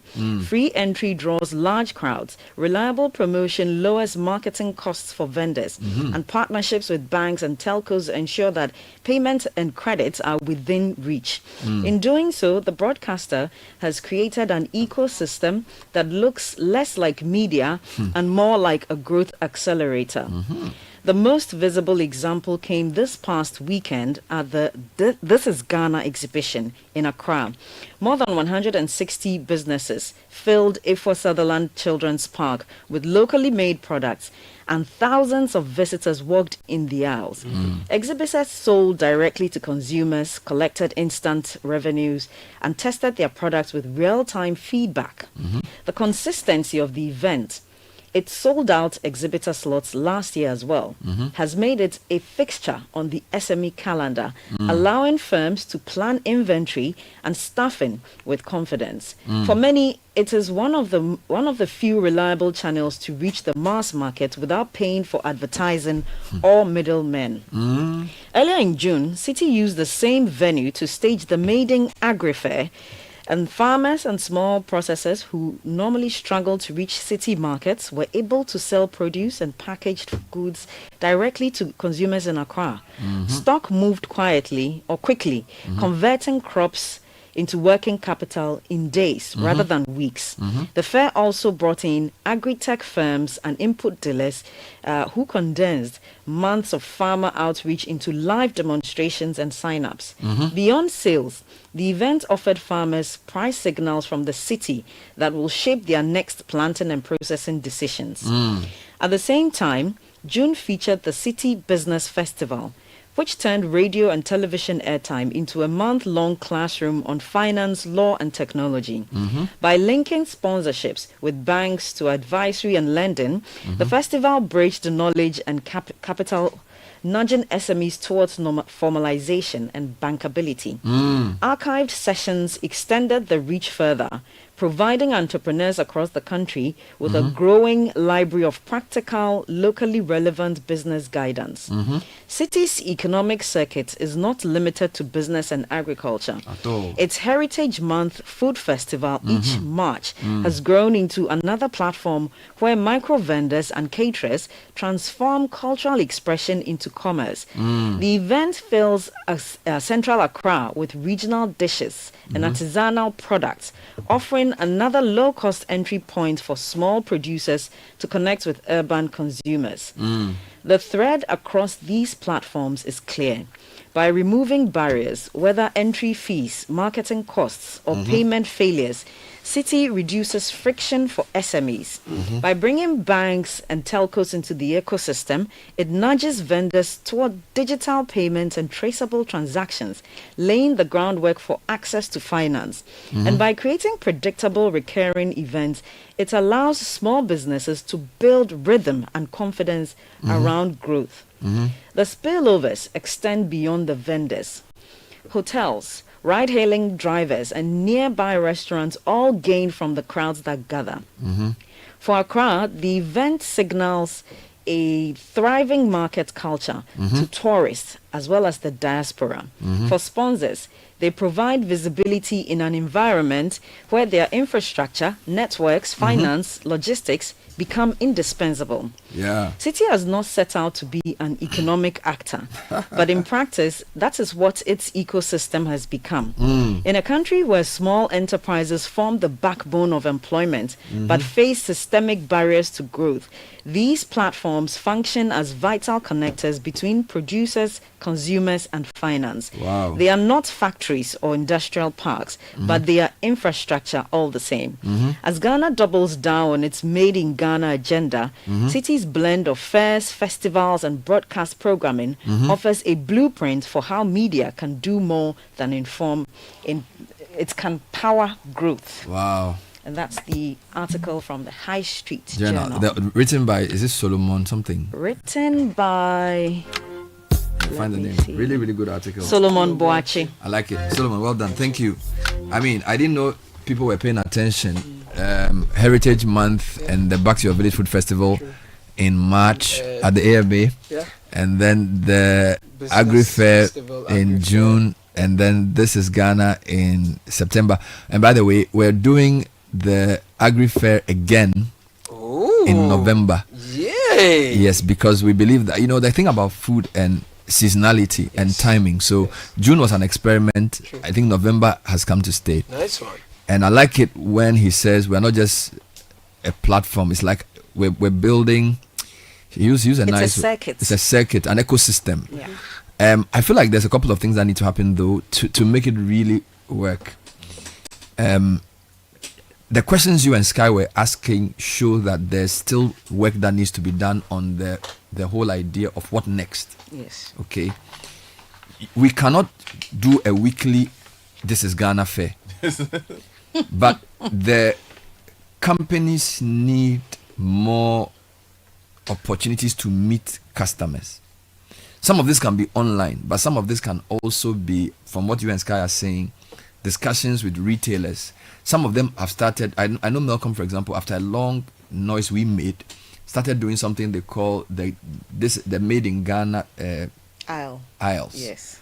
I think we need more of this. All right, the government should find ways of. Is this Melcom on its own, or this is state influence? I think they started it, but I think it was at the time we were doing a buzz around Made in Ghana rice and things, and I think they all it sort of came together.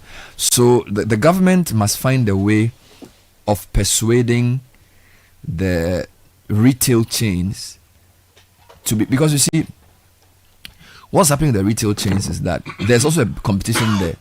Melcom, China Mall, and then what's the name of the one at the Flower Pot? What's the name of that one? Palace. Okay.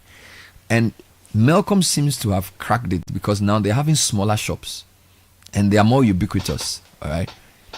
Now, in advanced countries, the likes of Melcom, the equivalent of Melcom, so the Tesco's, the Asda's, who are a lot of larger stores, that's where most people shop. All right.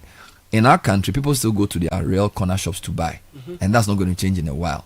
But we still believe that some of these value-added products that we are selling, there's a way in which they need to reach the end user through some platforms that the government should create. There's also the Made in Ghana shops. We need some of those things to be done. But that's just half of the story. The other half is that these companies must be given support to improve their quality.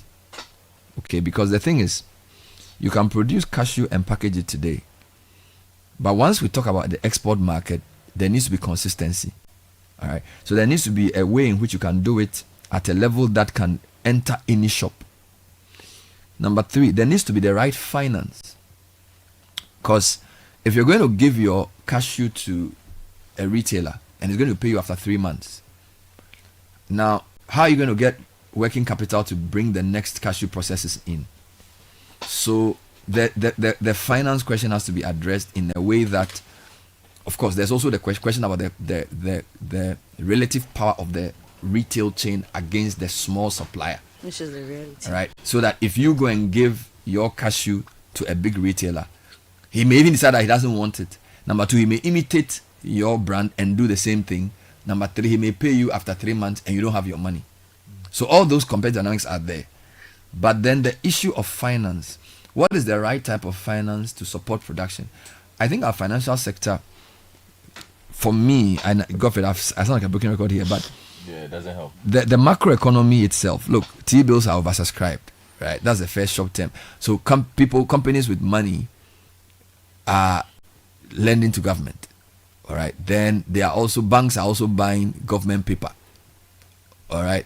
Banks are buying government paper, securities. They're not lending to the real sector. The claim is because of non-performing loans, but the interest rates are very high. What business will you do that if you go and collect a loan and you have to pay 25%? You can pay. You know, in advanced markets, interest rates sometimes are even negative. So our financial system does not support production. It supports trade. It supports import. It supports commerce. It doesn't support production. Now, that has to be cracked between the finance ministry, the central bank, and all the thinkers around the government. Because there's a second article that I think you should touch on. It says, a stronger cedi is nothing if you don't have stronger production. Yeah. Why? Because as we said, between May, June, July, cedi was growing strong. It started weakening because people are importing too much. Yeah. A lot of the things people import, we don't make competitive local Yeah. alternatives. And I use many examples. Look in this studio. The TV set, imported. Camera, imported. Laptop, imported. The glasses we are wearing, imported. Phones. The watches, I am wearing a local watch. But even the components for the watch are imported. I'm wearing a local shoe. The leather was imported. All the phones are imported. Even let's come to you, the shirt you are wearing. It's a Ghanaian design. It's possibly made in China. Yes, it is. A Ghanaian just did the value added. Your mask, it wasn't made in Ghana. My hair is made in Ghana. You get it? So if you say the cedi is supposed to be strong, people will import because they don't have a local alternative for the things they actually need. So the production question is fundamental. All right. And the production question, I am saying that let's think, like we can use this as Ghana as an example. What are the top 5 things we saw? We saw things made from agric products, so agribusiness. All right. So you saw people do cashew and different kinds of nuts that they've added value to, roasted, whatever. Then we saw fish and things that have been processed in a very basic way and dried. All right. Then we saw like textile things that have been. These are the things that people make here. They add value to at a small scale. Is that really sustainable for national economic renewal? All right. What are the things that we have an advantage in producing that we can compete against the Vietnamese, the Cambodians, the Sri Lankans, that will save us a lot of foreign exchange, the so-called import substitution? We really need to answer that question. All right. So, Francisca, for me, it will be sad for This Is Ghana, Agri Fair, Back to Your Village Food Festival to just happen, and we do not see a follow-through policy from the relevant ministry. And I think the Trade Ministry, the Agric Ministry, and the Tourism Ministry must take special interest in these products and find a way of recommending the next steps. Honestly, I don't know what you have to add. I want to sound a bit difficult this morning. I think a way to go, and with all that you've discussed, it's a heated topic in the sense of this proposal I make. But I think for some of these products, when we talk about the states getting involved, you might have to go protectionist. Not everything, but for some of them, you see. And the controversy and the debate stems from the fact that you might get pushback from your foreign competitors. But for some of them, you need to. And there are a lot of countries. When I spoke about the province in China that makes buttons, why? They could not have imported buttons from Pakistan and other places. But somebody got up and said, look, this is what these people do. You get it? All the way to the point where if my people in the very gold-rich provinces of China decided to even come to Ghana to come and deal with us. But we can't go to that particular province. You see, because that is what happens there. Vietnam decided that, okay, we have competitive advantages in certain things. we will shut off everybody and build those aspects of the economy. They've been able to do it. They are competitive. So I think for some of the things that we do, we might need to force some of the companies to merge, to aggregate and scale up, and then tell our trade partners that for some of these areas, no go. I think it's something that Nigeria does quite well. But again, they can do it because they have numbers. So when they say you can't come and do A here, they mean it. But I think it's something that we might need to consider and then suffer the consequences for a while and then grow from it. Otherwise, some of these things, Bernard, I don't see us just organically growing. There has to be some effort because, look, you spoke about the difficulties that we face. So the infrastructure is inadequate. We've already discussed that. There's the regulatory and the policy barriers, which is what I am discussing now. You've spoken about access to credit, which is a big problem. You can't even crowdfund adequately in this particular economy that we are in. It's crazy. Just to raise the required funds, the banks will kill you if you try. So the system is basically designed to keep SMEs out of the conversation.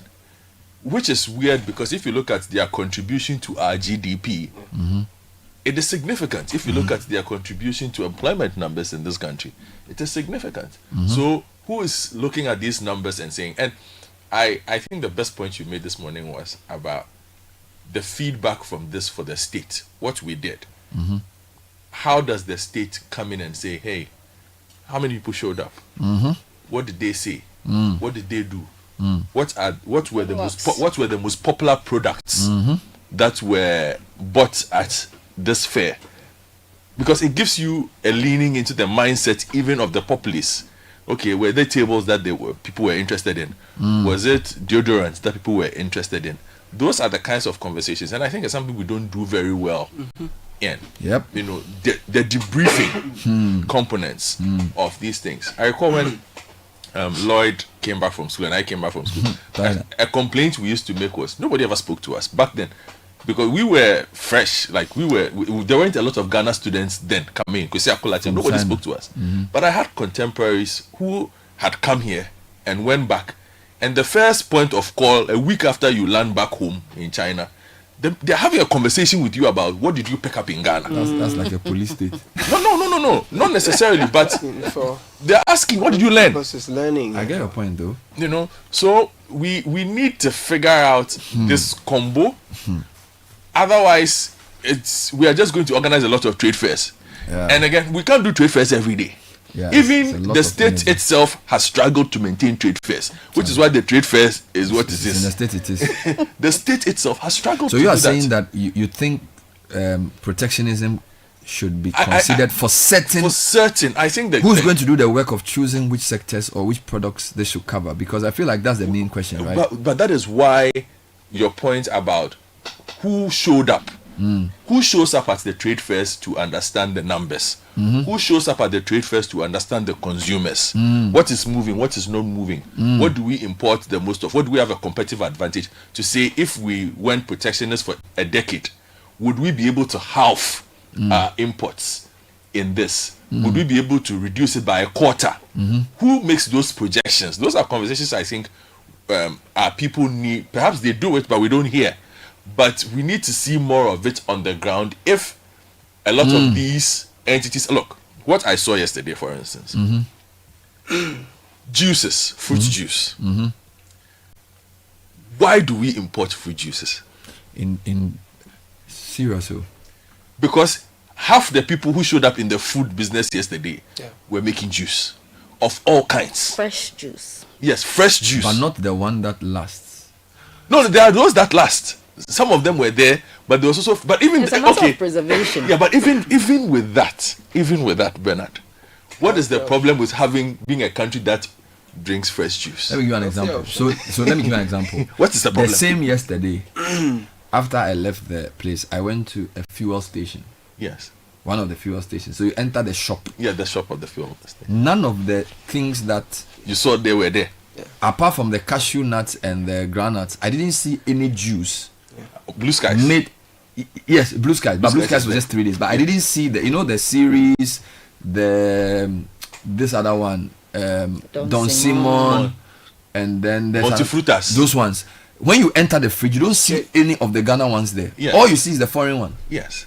And this is fuel station shops across the country. Yeah. So I'm just saying so how does that happen? Exactly the point I'm making. That whose fault is it? It's the state. That's the point I'm making. Is it the state? Yeah, because Bernard, as for the juices, but hold Bernard, on. So let's take it one by one. So let's assume you run a shell shop or a girl shop. Yes. At Adringano. Yes. And you want to somebody has basically rented your shop and wants to sell to make money. Mm-hmm. There's already a supply chain of series or Don Simon available. Yes. With a system where you know when to pay and how to pay. Because there's a taste for it in the market. Good. So you've come to This Is Ghana and you are saying government of Ghana encourage people to drink local. How do you solve that? Do you say all shop owners should now start stocking? No. So for instance, I talk about policy barriers. There's a reason why series is series. Series is South African. Very South African. Do you know how heavily they protect series?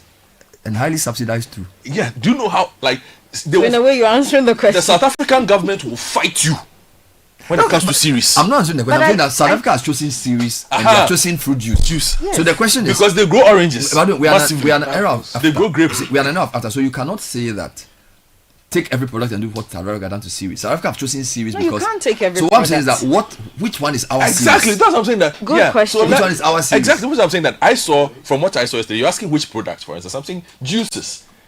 But series is going to defeat you. No, series cannot. Because there's 50 years of no, but you taste. It's about your selling point. He's talking about fresh juices. Kenya exports fresh flowers. Yeah. You can sell the advantages of what is fresh. Milk. As Kenya exports fresh milk. Do your people have fresh milk? Do your people have a taste for? Thank you. Fresh juice. Do your people have a taste? What is your advertising policy? If you turn on your radio or your television, the companies want money, so we put whichever we pay no, on air. Granted, but he talked about subsidization. Do we have slots for local fruit juices, etc.? Because you don't see them on the TV, and that's why the taste is for the series. That's true. Exactly. If you're going to bring in policy for shops and stalls, to put a few locally made juices in their refrigerators or whatever, we need those decisions to come from the state. On the taste, but Francisca, beyond the taste, the reason why a shell shop owner in Adabraka will stock series is not just because people will buy it. It's also because there's a relationship with the suppliers. Mm-hmm. The price point also works. Yes. There's a consistency in the product. Yes. It's all together. Yes. Okay, so the guy who imports it maybe a massive importer who gives incentives for this to be stocked. The guy producing the juice across the street cannot match that. He also cannot have the consistency of the series. Yes, but so it takes. So I'm saying that you need to build. See what we're saying, that you need to build an ecosystem of quality production. Yes. Which is supported by finance and supply chain and media advertising. Now that's a very difficult thing to do because most of our governments are not interested in that. It's too much work. So they solve the day-to-day problems of the large producers and they launch things that give them funds that they are working. But the real work of transforming a sector to say, in 10 years, we will have 6 products that compete anywhere in the world. It doesn't fit with the election timeline. Let me ask you a question. So your economic policy priority does not match your economic transformation timelines. So the real things that need to, and I give this example in many areas, whether it's for sanitation day or it's for production support or it's for education. A lot of the things that we prioritize as political duty bearers are not the things that structurally you need to do to change. For example, 24-hour economy secretariat, fantastic. When I read and listen to them, they have the model. They don't get a lot of news coverage. I don't even think they have the money. I don't even think even within the government of NDC, 24-hour economy people are being given a pride of place. They just use the word, 24. If you read the 24-hour economic document, it's an economic transformation plan. I'm not even sure that people in the government see it and give it the same level of thrust it requires. Because why? It's not something that we can use quickly to convince the people that we are working something. It's too much. Meanwhile, That's the blueprint for your economic transformation. Let me ask you right there. But I don't think they will even. I'm very skeptical because I feel like the thrust for 24 economy within the NDC itself is not there. That's the way I see it. They can correct me. Let me ask you something. So, when we look at the products, do you know when you go to the shell shops, as you said, and let's think about it, how many foreign yogurts compete against Yomi yogurts? In that category. You see, because Yomi is strong. How did they become strong? How old is Yomi? But Yomi is 2005. Yeah, but Yomi has so Yomi answers all the questions: innovation, the right finance, good leadership, marketing. They've paid the price for this. Yeah, and they pick the product. By the way, there are people who still buy the foreign yogurts. But foreign yogurts, they don't even last. They don't last. Like I'm just saying that foreign yogurt, like it's not. Let's not even just take Yomi. The yogurt industry in Ghana, as compared, if we were in America, we're talking Chobani, or other ones. But the yogurt industry in Ghana is dominated by Ghanaian companies. They've done a good job. So, and that was not government. That was the private sector. Exactly. So I'm saying that if we can do that for yogurt, then maybe let's not talk about government. Maybe based on Yomi example, then we can do the same for juices. So then the juices question is not a government question, because Blue Skies didn't become Blue Skies because of government. Blue Skies became Blue Skies because of Anthony Pyle and his colleagues who decided that. They have plenty of money. They had money, but they also had vision. They also had vision, and they also had the patience. So maybe we are misdirecting our analysis. Maybe the government is not there. The government only comes in when you have already established the model. No, but I think maybe, you see, from what we have seen. Take even the ease in your what do you call it, tax compliance, Bernard. You're a small business. You said that the ORC said that many of businesses in Ghana are what? Sole proprietorship. Sole proprietorship. Because the tax route there is easier. Possibly. You can't even afford your tax, so how are you going to compete with foreign companies? I think that the government must still come in.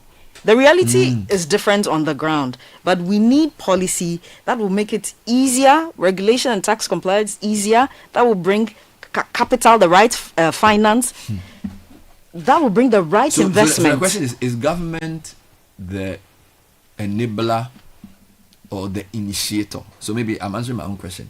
I think maybe the government is the enabler of what has already been initiated. Yes. So like a private person like Yomi starts their thing. If they get to a place where they're having problems, the government can support. Or the government can look at Blue Skies, Yomi, and say, oh, we have the potential. So what do you guys think we should do for you to go forward to the next level? Maybe that's the way it should be done. Yes. Instead of... But see, this is the other disconnect. Because the yogurt fraternity, I'm sure if we speak to them, they will have a tall list of problems like every other SME in Ghana. Even though they seem to have figured things out, they will still have but you see, a the tall other list of challenge problems. you are facing is, so if you're a minister of trade, you have to combine what your party has put in a manifesto with what the reality of the business community is asking you to do. That's another reality. So if I'm a minister of trade today, part of my attention is, hey, we promise that we'll do this thing in every district. Are we doing it? Or we promise that we'll do this. Or are we doing it? Because you have to do it. Otherwise, they won't vote for you. Then you also go and meet the private sector and tell them that we want you to do this. When we go to the port, you have a problem. We are not having issue with the banks. So it's like, on one hand, the people who are currently supplying or producing, you have to solve their problem. On the other hand, you also have these nice ideas you put in a manifesto that you have to implement for political exigency. I thought they said they listened to the stakeholders, went to the grassroots and put together what they want into the manifesto. Hopefully. So running with that shouldn't be a challenge. Hopefully, but sometimes the current priority, for example, the current priority of a lot of importers is demurrage. True. All right. I'm not sure that's in the manifesto, but it's a problem you have to fix. Obviously, the currency problem was articulated by the market and the NDC addressed it. But on the issue of something like demurrage, it's popped up everywhere, even in the petroleum sector. And by the way, the port is also one of the government's largest revenue raisers. So in solving the demurrage problem or whatever problem you are solving for the private sector, you're also depriving your revenue agency of money. So it's a very complicated situation. I am just saying that we as private sector have done certain things. Government should help. They don't even need to reinvent the wheel. Okay, they should engage. They should come forward, and I'm hoping that they will say, on the basis of all that has happened, we are going to do A, B, C, or D. That's all we need to see. Having said that, let's read some comments. So, Bernard, there was something I saw that excited me that I want to chip in before the comments come in, and that was collaboration. You know, there were two brands that generally competing. So these were in the shoe side of things. I saw Horseman shoes, and then another one called Giddings shoes, right? And everywhere, at every time, I saw the two gentlemen who run both brands together. Sometimes they're either talking to clients. Okay. You know, so we are both selling shoes, and I'm selling to Godfred. Godfred comes to me, but you join me to sell the shoe to him, and then the other one comes to my place, and then we are engaging the customers, and they're talking about their industry and some of the concerns they have, and generally how to also get more value for that side of things. And I particularly liked it because ordinarily, as you said, a lot of us like to work in silos. We want to do things small, bespoke, and get things done with. But truthfully, I don't think that Horseman shoes alone, for example, can provide all the shoes for even 2 companies in Accra.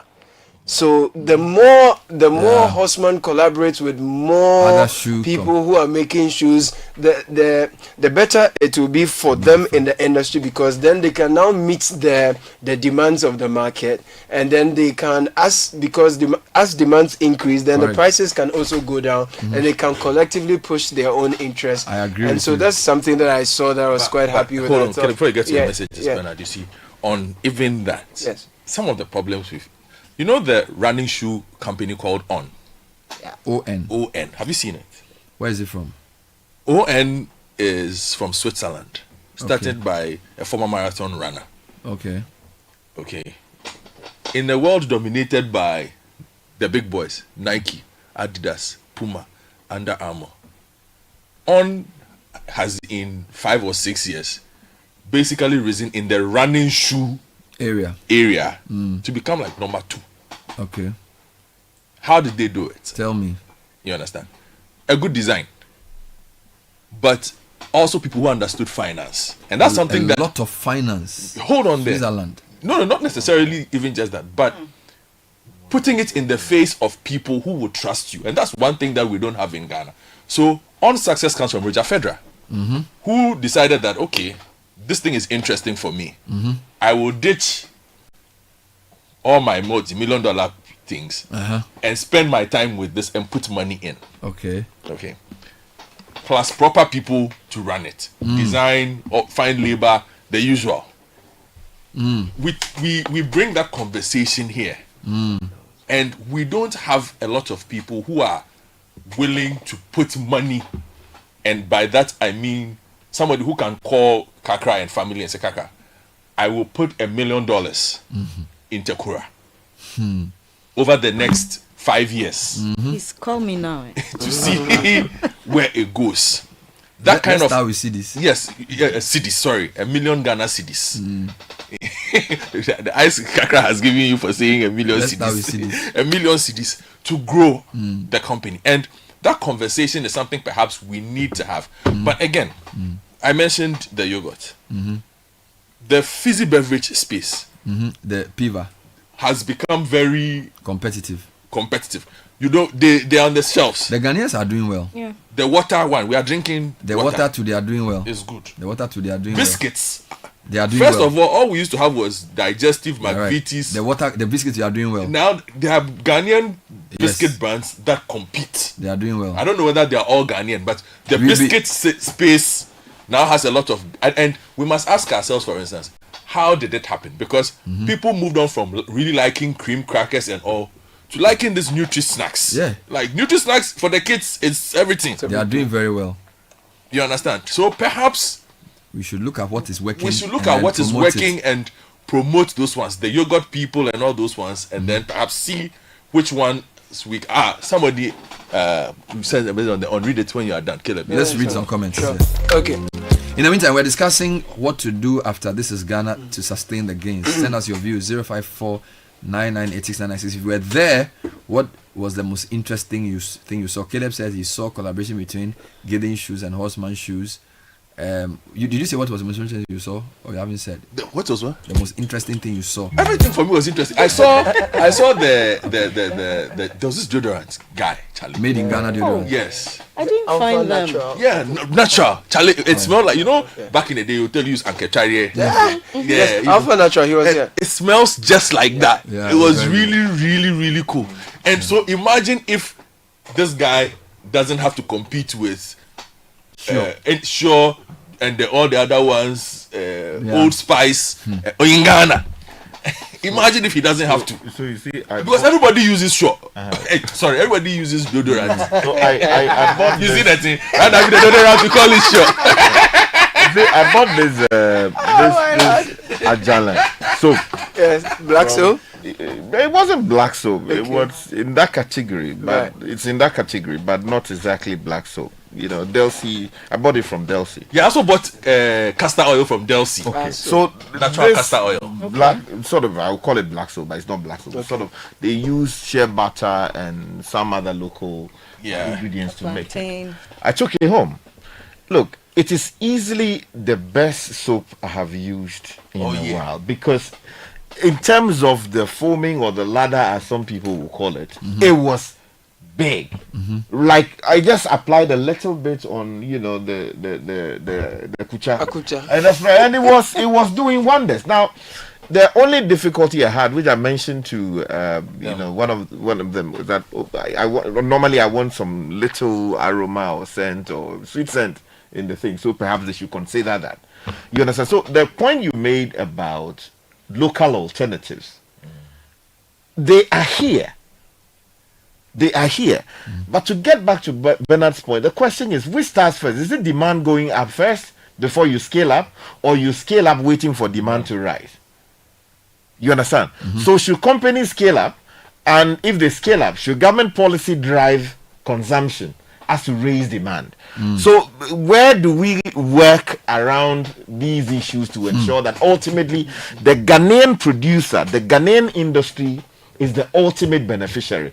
Because if we sit there and say, okay, you become more efficient, you can't become more efficient by accident. You have to repeat the mistakes. Yeah, that's right. And ultimately, you become good at it. With India and Japan and all these, the China we talk about, they didn't just happen.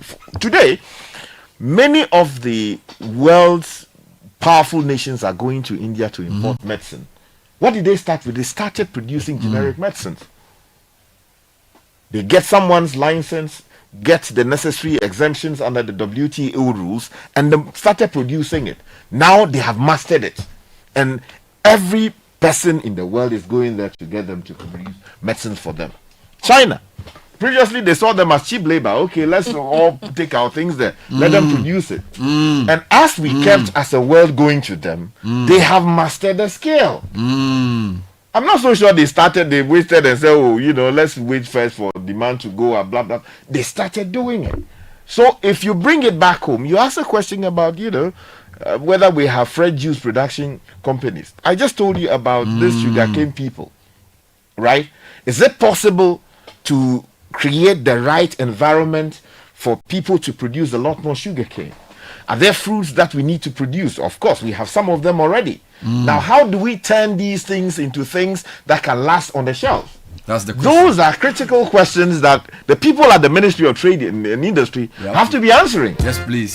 Let's read a few comments as we back up this conversation. Good morning, Bernard and team. So my highlight yesterday was the cocoa juice from O-Pods and the ready-to-serve series from Mpampa. Mpampa cereals, yes. Great job done to Citi FM and Channel 1 TV. Bernard, Ghana can be Africa's hub for alcoholic beverages, herbs, and organic fertilizer. Kofi Ntema said that. Yes, and there is huge demand in East Africa in particular for our alcoholic beverages. So that's a good one. I think Africa has done a great job on African continent with their product.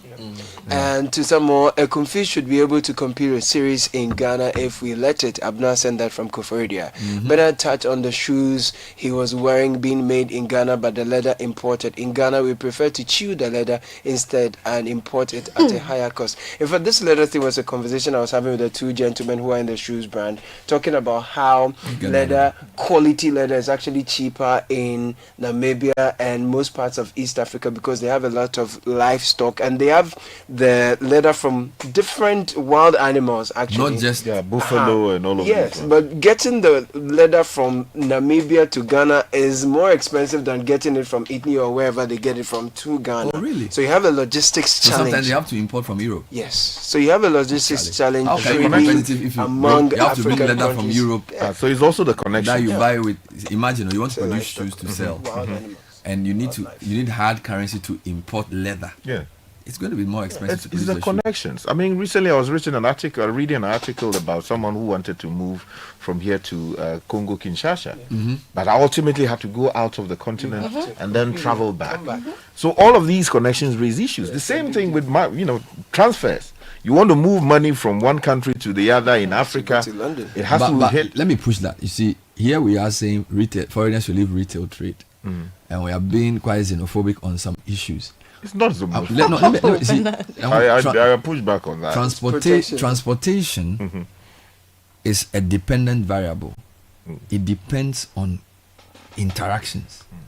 If you are not buying and selling from your neighboring countries, you have no business going there.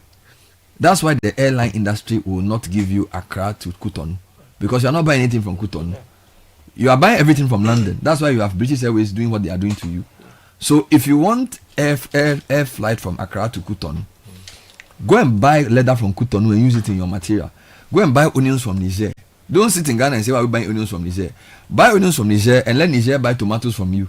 Once there's an onion and tomato business, then there will be a transportation movement. That's how it works. Now, if we by that's what we sit here and we say Ghana.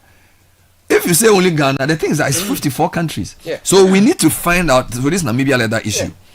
You need if there were Air Namibia flying or Ghana Airways doing the Namibia route, it may be easier for him to bring the leather. Yeah. But there's no aircraft, so he has to take it to South Africa, SAA.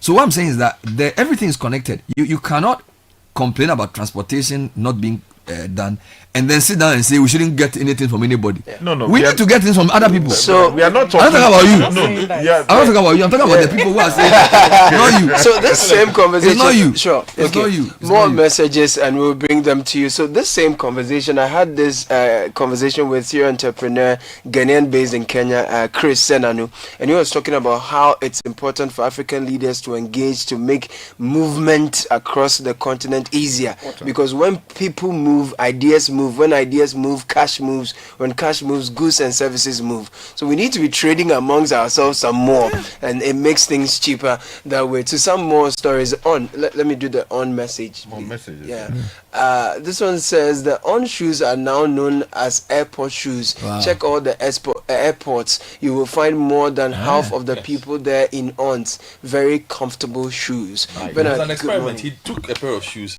cut his water hose in his house, and put it under the shoes to try and create more comfort.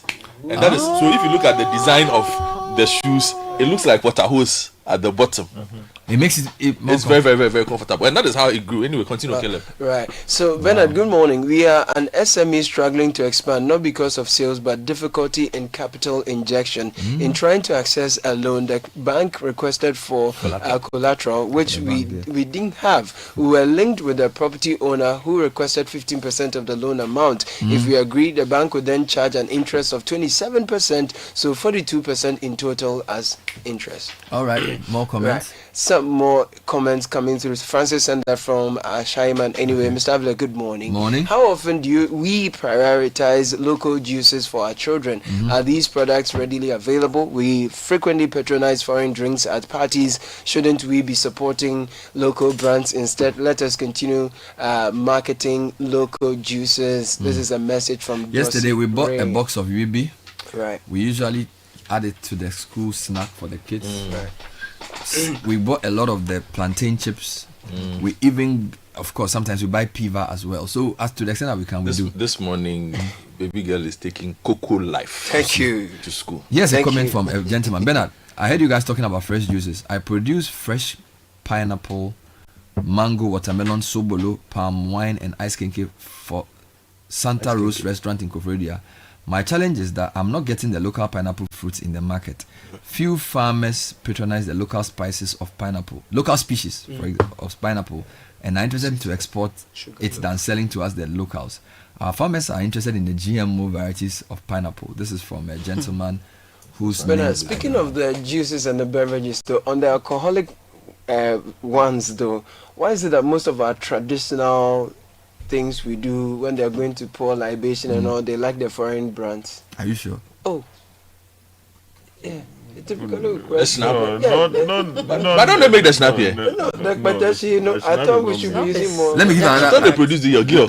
Let me. Snap. Yeah, snap is Gio. Don't mind. They are local ones. Always, they've always Gio has always made the snaps. They should prevent the Caleb is trying to mischievous. Oh, very serious. Here's another one. So here's one from Shell shop. Somebody says Shell shops cannot stock and sell some local products because that are not certified by a national authority because of liability insurance. Oh yeah, I mean that's a valid position. So maybe the company should get certification. That's why we're All those talking things should about be made easier. That's why we're talking about regulatory compliance. So then the company registrar came in there, and then we also saw there was the Ghana Enterprise Agency. Exactly. So the good thing with the Ghana Enterprise Agency is they have all the regulatory bodies under their umbrella. Another If point. you visit their business centers, then they provide Another all point. the services. You know, initially I was saying government should. I feel like from your Yomi example, here's another person who says the growth in the beverage and confectionery sectors by Ghanaians is organic.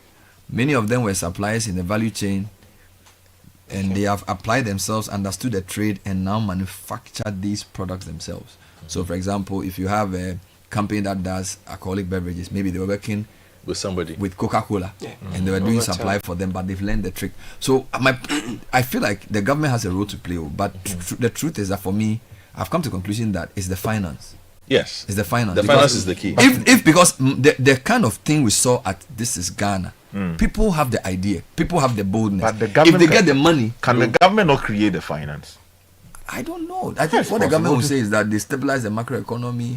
But I feel like the government's own economic policy sabotages. Why is government not saying? Because, for example, look at let me give you a typical example. We have a mismatch of rates. Okay, you have here policy rate 20-something%, T-bill rate something here. It's the whole thing some way. And the banks are not lending to people. They also claim people are not paying. You don't have a proper address system. There's no honesty in the system. Credit referencing. I don't know whether people are not paying the loans because the interest rates are high or people are dishonest. You know, but there's a whole thing there. So the bank is putting a premium on lending to you because they may not pay back. And the fact that the premium is made there means you are not even going to pay. But also another problem I have is the angel investors we have in this country today are wicked. Wicked. Because they say the companies don't want to do the right thing. No, but they are so wicked. They want you to, if someone coming to invest in, say, they are wicked. Your company, you need like 4 years of paying your tax, you need your books in order. A lot of companies don't do this. A lot of people take the money of the company and use it to fly abroad. They do their own thing. There's a lot of things. Angel investors they finish the thing. Because many people are ready to take the risk, put the money there. They are failing. That was what I was telling you. They fail big time, but when they win, they win big time. But the systems are also in place. If you register a company, you file your tax returns. There's a certain minimum requirement of things you do. Yes. That means that if I give you money, I know where you live. You are not going to disappear into thin air. In Ghana, our informalized lack of due process attitude makes it very difficult to attract the type of funding and financing you need to scale up. So it's not just because Americans are afraid to take risk.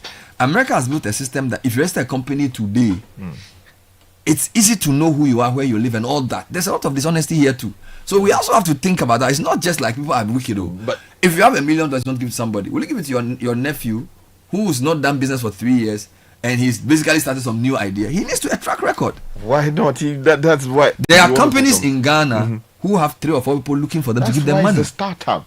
America is spending so much money on startup. People who are just starting. They don't have no track record, but they have big ideas in their mind.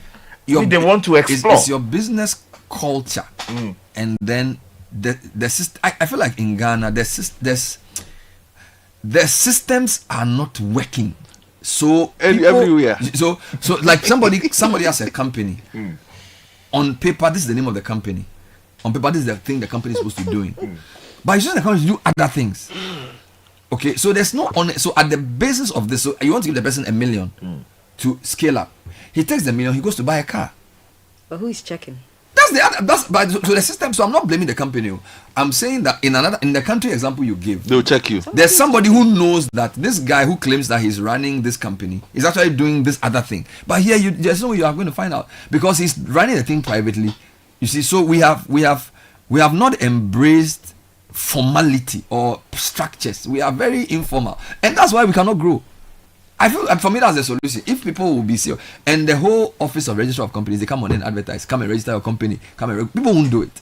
He will just form another company tomorrow. I want to. And the fact is that he's forming let me ask. So if Caleb Kuda today gets up that he's forming a company, is there a system of knowing that he has run 3 companies that have failed in the past? But that should not be the requirement. Are you sure that if you're in the UK and you say you are starting a company, they won't run something to know what you've done? You can form as many companies. Yeah, but I'm saying that the question is whether you are complying with the requirement. That's my point. But in Ghana, do we have a way of, because we are talking about behavior and predictability and systems and accountability and regulation. In Ghana, I don't think it exists. No, but there has to be, hold on, for me 2 points. There has to be people who have belief in raising this. Look, my nephew has a classmate. They are in 3rd year, what we call 3rd year of University Bernard.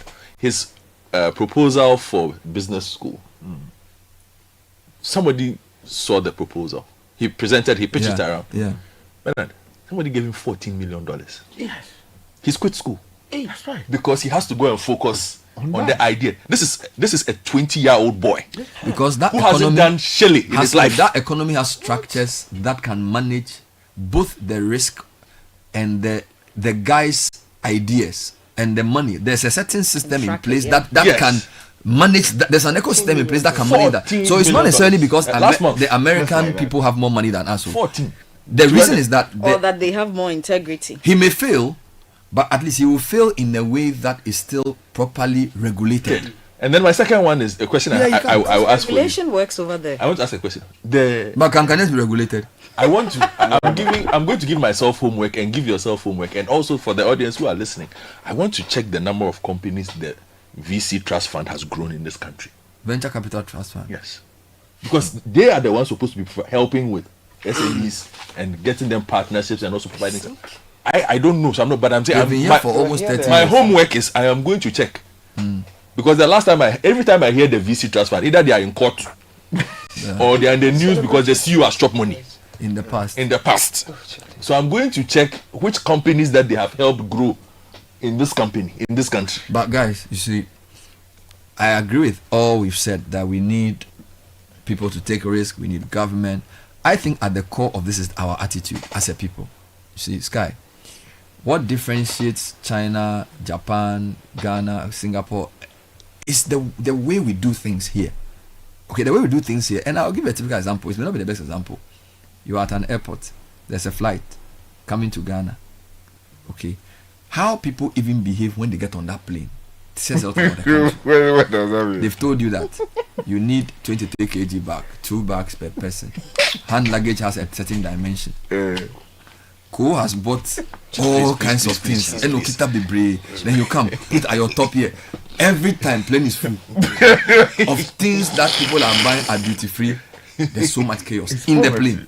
It's poverty. It's not poverty. They are cutting that discipline. See, I'm saying that it's Sky. It's a poverty Sky. mindset. Because the man, I am not. You know what? Sky. See, I went to a program last month and I was told that I should avoid picking just one cause of a problem. Yeah. So I am not trying to say that attitude is the only problem. So that's why I've agreed with everything people have said. Finance needs to be cracked. People need to take risks, government regulation. But I'm saying that at the core, you see, you can decide that there's a problem that is at the layer. Our behavior as a people has a problem. No, Bernard, and it's not a poverty issue. No, Bernard, it's a mindset issue. Bernard, I think our minds. No, Sky.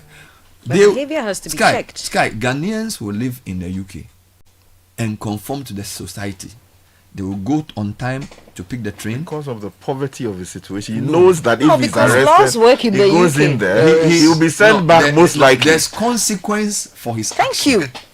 And he decides that in the UK I can't do this. Yes. He comes to Ghana. I can Laws get away don't with it. work. Now it's not just him. The policeman who's supposed to also check him is also collecting a bribe. So you see, on the UK side, when he drives more than 50 miles per hour at a particular place for 30, he gets a ticket. So now he's cautious. Yes. So the UK has created a system that means that he will not do this. In Ghana, he will drive and there's no consequence. Even if the police catch him, he may pay a bribe. You know why? Because the policeman is also suffering poverty. No, but why is he poor? Because of his attitude. No, it's not because of the attitude. We are poor. No, I'm coming. Why is the UK rich? We are going to watch a football game. Every space before the match, people were making money, selling paraphernalia, selling food, parking. There's money being made there. Okay. In Ghana, all those things are taken for granted. So the state doesn't have enough revenue. The people themselves will not cooperate. I am saying that if the state will even use our indiscipline as a money maker, it will make a lot of money. It's not even willing to do it. I agree with you perfectly. So you can't say that it's poverty. It's our attitude that's making us poor. And a lack of it's not the poverty not the poverty that's causing attitude. It's the attitude that's making us poor. There's truth in the argument you push, but I'm saying that, look, if I spend 4,000, that's too much. Okay, 4,000 Ghana. How much is the ticket to the UK these days, economic class? For $600, $700, right? Dollars. That's a lot of fortune for people, right? Yeah. He's gone there to spend maybe 3 weeks or 4 weeks. Yeah. He's coming back. Yeah. He is thinking of a way of making that money back. And then Kwame says that, oh, Charlie, go to Argos and buy A, B, C, D for me. When I come, I'll sort you out, right? So he's thinking of how to fill that back and possibly at the duty-free shop buy a few things which he can hold, hoping that when he gets on the flight, the duty-free stuff is sometimes more expensive. Well, whichever way it is, he will come bring it to Ghana and sell it about twice that price. I'm saying that there is a reason why people do all of these things. So yes, regulations will help curtail how people behave, but there's a truism to the claim that once the person is hungry, I agree, but let's not use poverty to justify our lawlessness. And I'm not saying we are poor because we are lawless, but I'm saying that in all the things we've discussed, we should add the dimension of our behavior. That's because it is at the even productivity. It's behavior. The way your attitude to work, your attitude to discipline, time. Somebody lives in Tema.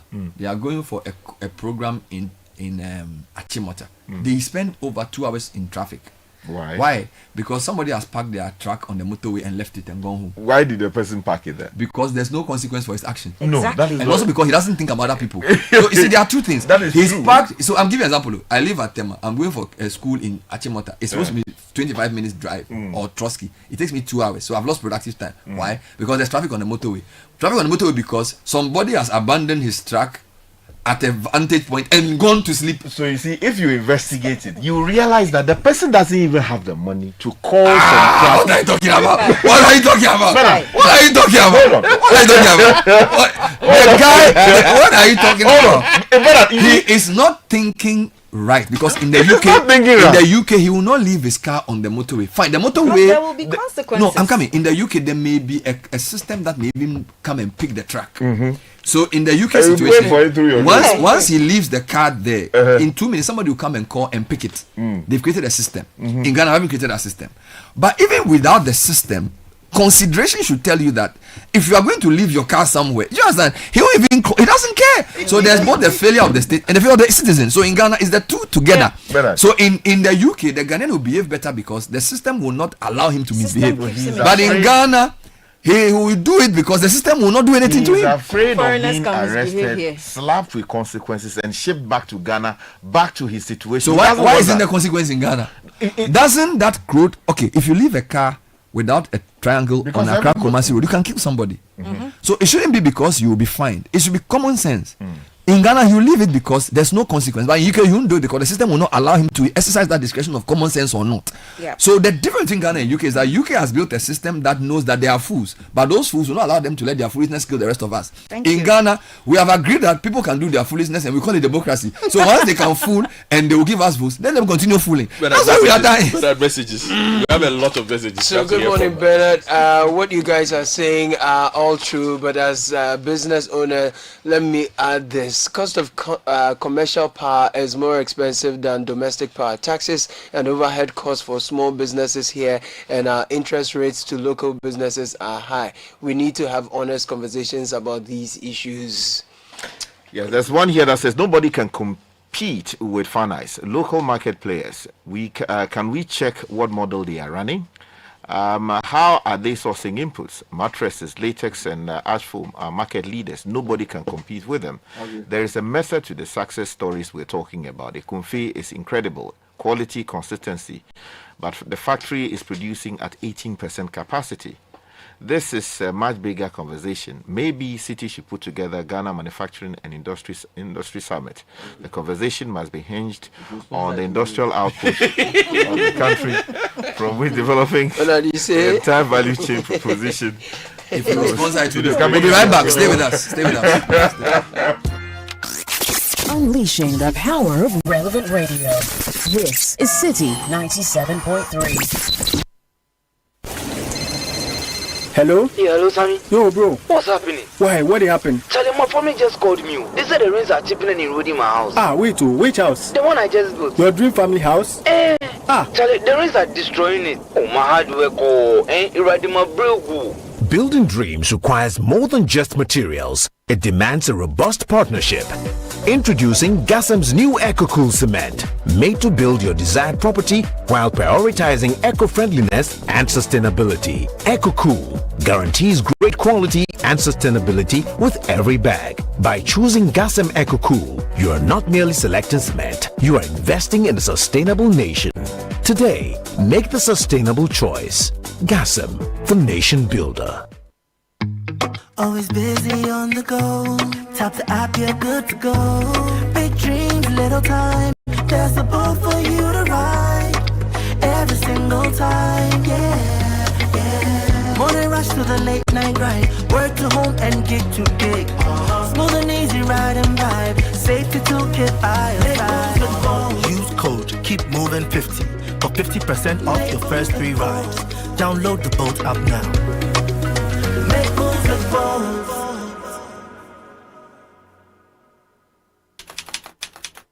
If you know these sounds, you didn't just live through the 90s, you lived the experience. Back then, connection took minutes. Today, it takes a blink. You express yourself with memes. You hold video calls across continents. You say hey to an AI who responds, "Hello, Kwame." You order rides, dinner, and dreams all from the palm of your hand. A lot has changed, so have we. For over 3 decades, EcoBank has evolved with you, leading digital banking in Ghana and across 33 African countries, pioneering solutions built around how you live, move, and dream today. From our express points to EcoBank Pay, online banking, and the mobile app, we are where you are. Here for today, ready for tomorrow.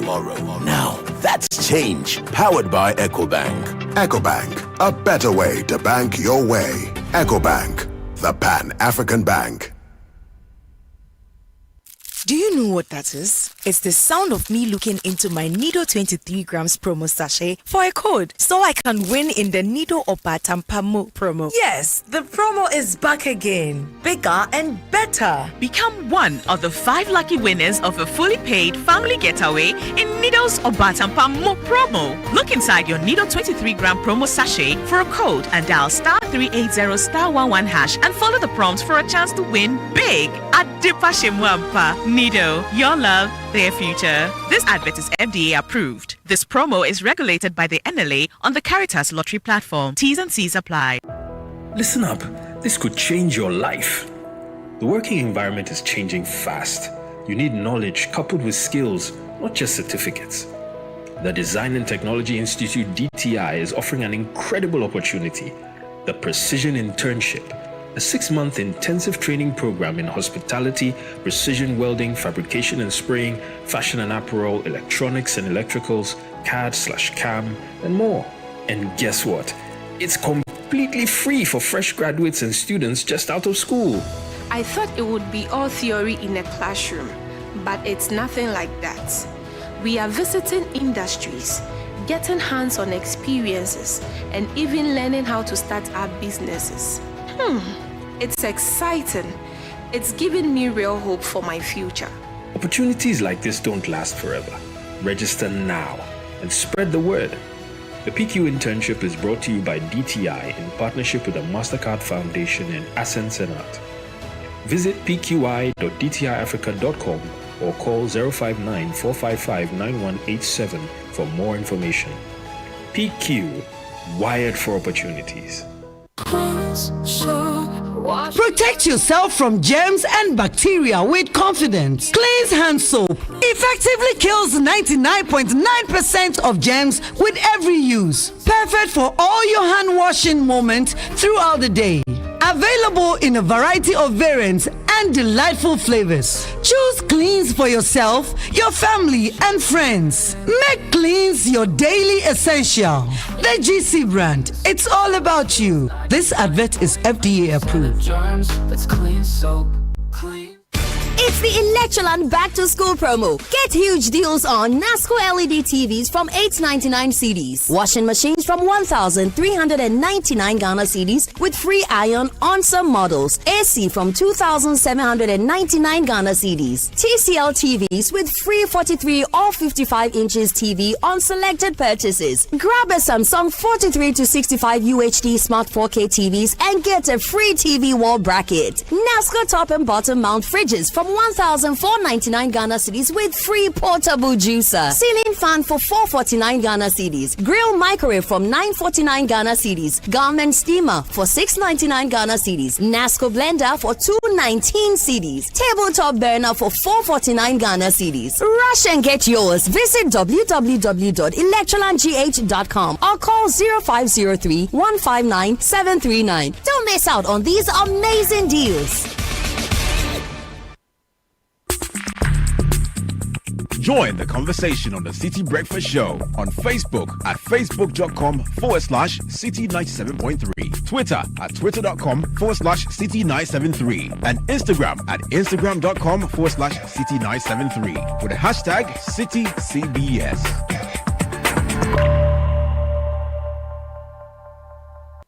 This is the City Breakfast Show. The city's biggest conversation. The City Breakfast Show. Rise above the noise.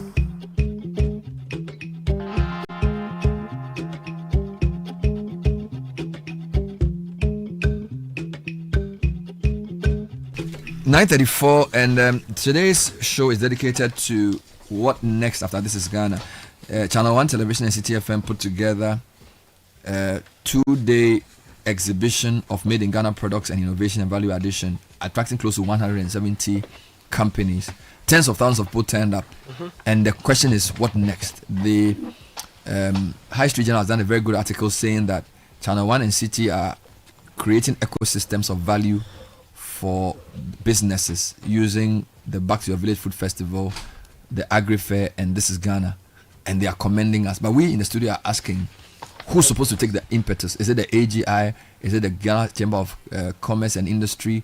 Is it the PEF? Is it the government? What must be done to consolidate the gains so we can create new businesses of success? We want your comment 0549986996. Couple of quick announcements. Mpox is a viral illness that spreads through close contact, and yes, it's real. But the good news is we can protect ourselves. Wash your hands regularly. Avoid close contact with anyone showing symptoms, and seek medical help if you feel unwell. Let's stay informed and stay safe. Now, back to school promo at Roberts & Sons Optical Services. Yes, it's a fabulous back to school promo at Roberts & Sons Optical. Bring your kids between ages 0 to 16 to any of our branches in Adenta, Weja, Adabraka, Osu, Dankwa, Tema, East Legon, Roman Ridge, Koforidua, and Kumasi for a free eye test and get a 10% discount on total purchases of your frames and blue light protection lenses. All these amazing discounts for kids between 0 to 16 years. Offer valid from 5th to 13th September. Call 050-151-9111 for more inquiries. That's 050-151-9111. You can WhatsApp that number as well. Terms and conditions apply. Roberts & Sons Optical. Seeing is believing. Yes, and discover the refreshing taste of Piva beverages. Enjoy the classic Piva Cola flavor, perfect fit anytime. How about a fruity adventure? Try our delightful Piva orange fruit drink packed with recognized citrus flavor. Craving something exotic? Piva cocktail fruit drink brings the tropics to you. For a sweet and juicy treat, grab our grapefruit drink. And don't miss out on the refreshing Piva Tangy fruit drink bursting with tangerine flavor. Piva Cola, Piva Orange, Piva Cocktail, Piva Grape, and Piva Tangy. Grab yours today. You can call 0550-032-231. Piva Beverages, a taste you will love. When it comes to business trips, you need travel that fits around your schedule. Fly Emirates to Beijing, Shanghai, Guangzhou, Hangzhou, or Shenzhen in the Chinese mainland with the convenience of daily flights from Accra via Dubai. On board, you can relax in comfort with world-class hospitality, explore up to 6,500 channels of entertainment, and stay connected with free Wi-Fi. Get more from your business travel with Emirates, your gateway to the Chinese mainland. Fly Emirates, fly better. If you're building big, Vaniado is ready to build with you. From high-end apartments to office blocks, hotels to private homes, Vaniado is the trusted name for premium finishes at project-friendly prices. We supply luxury bathrooms, Scavolini kitchens and tiles that combine international quality with unbeatable value, perfect for architects, contractors, developers, and interior designers. And the best part, Vaniado offers bulk deals, special project pricing, and tailored packages to suit every skill. We don't just supply, we partner with you to deliver excellence on time and on budget. Visit the Vaniado showroom on Ring Road opposite Laboni Junction or call 055-000-0031 or 024-438-0293 to speak with our project teams. Vaniado, powering bold projects. So, are you aware that the British Council is calling on all UK university graduates to apply for the UK Study UK Alumni Awards 2026? These awards celebrate UK alumni who have used their UK education to create positive change in the communities, industries, and countries. Applications open on September 1 and it closes on the 16th of October. So, don't miss a chance to gain international recognition, connect with a global network, and in Ghana, win a professional development grants to grow your career. Apply now at uk-study-uk.britishcouncil.org. Attention business owners, are you troubled by your energy bills? This is your opportunity to reduce energy cost and grow sustainably. Apply for the Energy Smart Businesses Initiative to benefit from free expert energy audits, tailored energy savings plan, hands-on energy management training, and more. IES.com/ESB is the website to visit to apply before September 30th, September 30, 2025. For inquiries, please call 0507-977-902. info@esc@agighana.org. Brought to you by AGI Energy Service Center with support from the World Bank. So the Association of Ghana Industries and the Ministry of Environment, Science and Technology, in partnership with the European Union, VRA, the 24-Hour and Export Development Secretariat, the Office of the Presidential Initiative for Agriculture, and the Ministry of Trade and Industry presents the Ghana Industrial Summit and Exhibition and the Biennial Environment, Science and Technology Forum 2025. The theme is Unlocking Industrial Potential, Strategic Approaches for Ghana's Economic Transformation. This year's edition features a VRA Village, Chinese Auto Parts and Machinery Village, Entrepreneurship Village, and a pharmaceutical and herbal industry engagement. Not forgetting the annual AGI Entrepreneurship Pitch is starting from 16th to 18th of this month at the Accra International Conference Center, 8:30 a.m. each day. VRA, European Union, UNESCO, GIZ Pharma Vax Project, Nexans Limited, Republic Bank, APSA, and Bank of Africa are the major sponsors. Media partners: CDFM, Channel 1 TV, Joy Business, TV3, Graphic, BNFT, and Buck Press. 0244-933-106 is the number to call.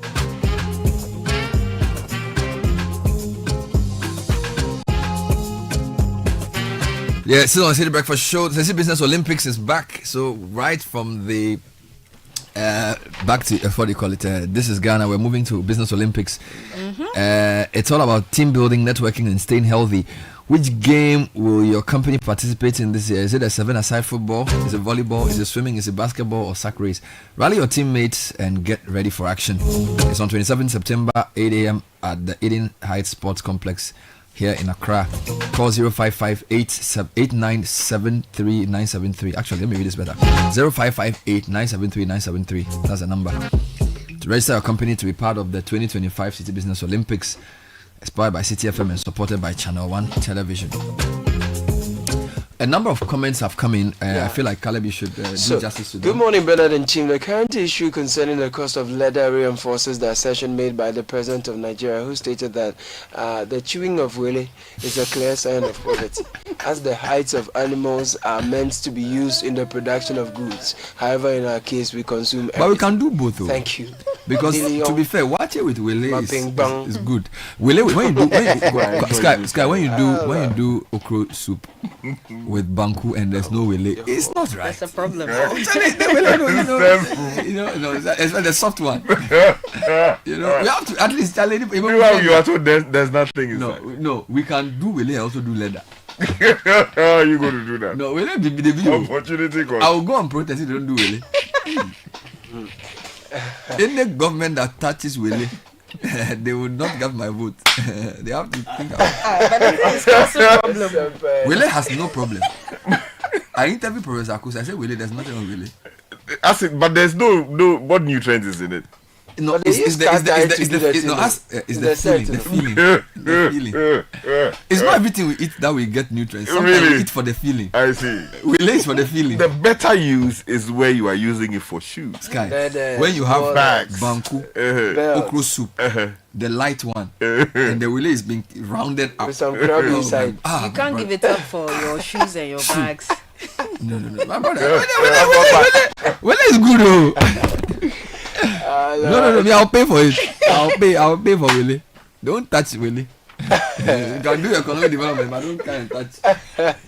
The problem is that we do not nurture our businesses long enough, and then we take to global trade shows when we do not even know them locally. SMEs don't need to compete globally yet. Let's first empower them to dominate Ghana's market. GEPA should back products we have a comparative advantage in. Promote them locally, then scale regionally and globally. Building Ghana first, you say. You didn't add your name. I like that. Godfred is right about the angel investors. Some of them request for over 60% ownership. Their goal is total control in the long term. On that point, why don't you just request board presence, takes part in decision making and all of that, and help the person to grow, as opposed to taking direct ownership of the It's a question of trust. Standard trust. They have to trust you. Good morning, Bernard. The government has been on this road of helping companies in the past with loans as cheap as 5% per annum. Most of these loans went to politicians across the divide, and up to date, most of them haven't paid. Check with MOFAB. Japanese grants and loans to medium to large-scale companies in Ghana. Yeah, I'll send that from London. All right. Good morning, Bernard. Our banks prefer to give loans to related parties. The banking sector restructuring report shows it. They hide behind non-performing loans to deny SMEs loans. George sent that from the airport. Selassie from Butcher says the cost of made in Ghana goods is an issue. Right. Good morning to you, Bernard, and your great CBS team. These are very insightful discussions you guys are having this morning. In fact, it is just confusing as a country because I can't really even put hands on where we need to start from. In conclusion, our inability and unpreparedness as a country to embrace orderliness is largely leading and led to our woes. Finally, our haste to implement policies without the right policy infrastructure is our wahala. Alfred. Okay. Good morning, Bernard. Morning. The issue of buying only made in Ghana goods and services is very tricky, especially in the era of AFCFTA. Check this issue with the indigenous Abosokai auto parts retail traders.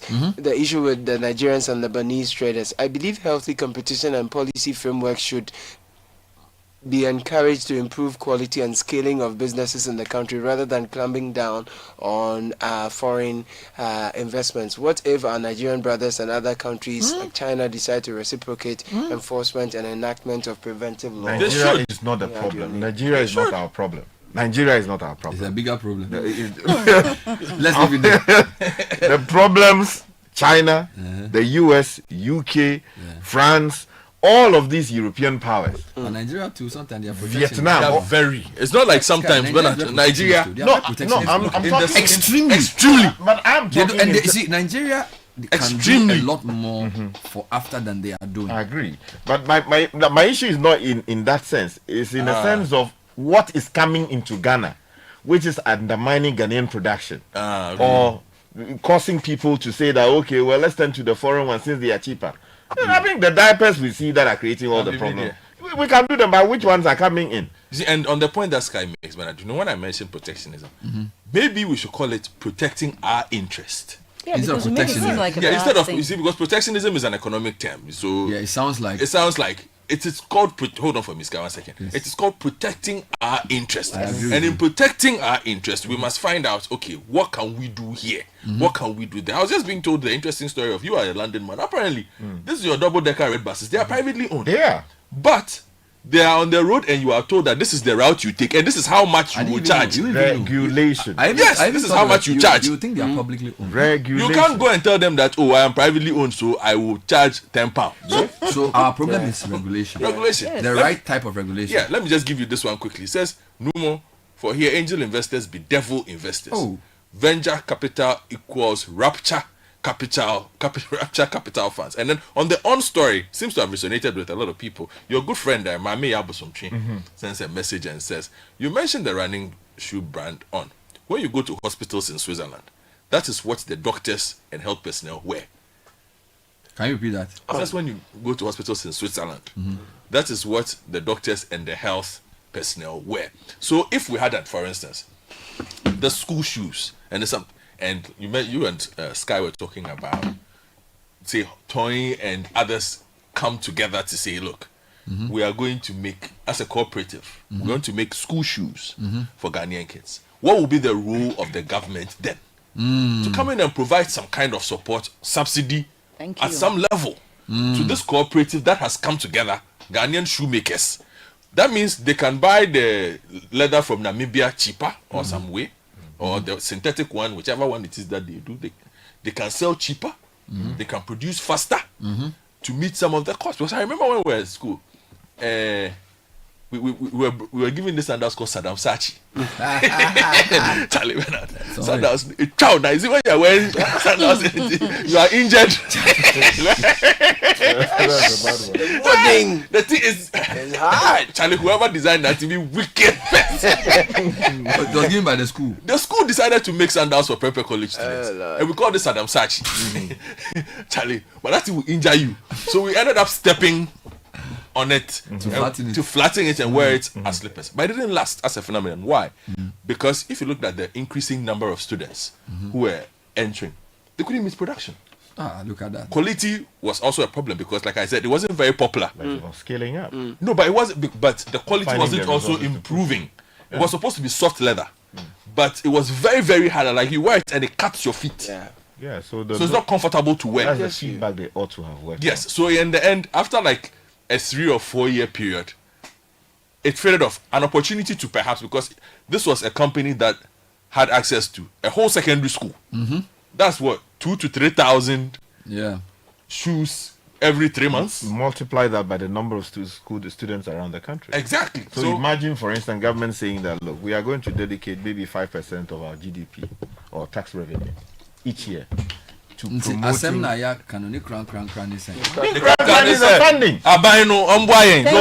funding. The policy. Thank you. I will get home and go there and say, oh yes. We'll be right back. Stay with us. This is the City Breakfast Show, the city's biggest conversation.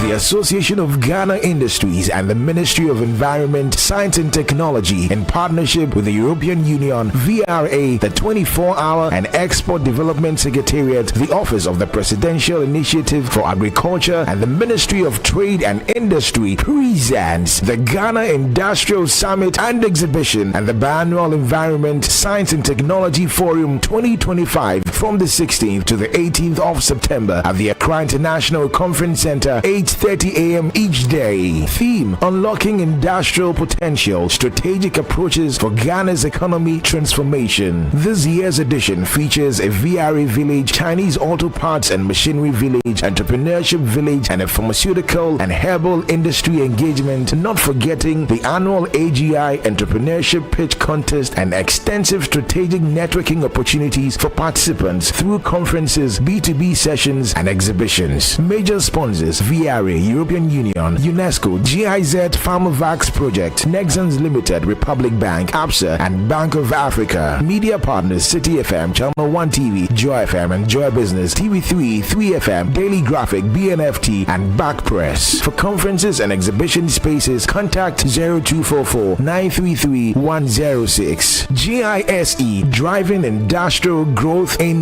Ghana.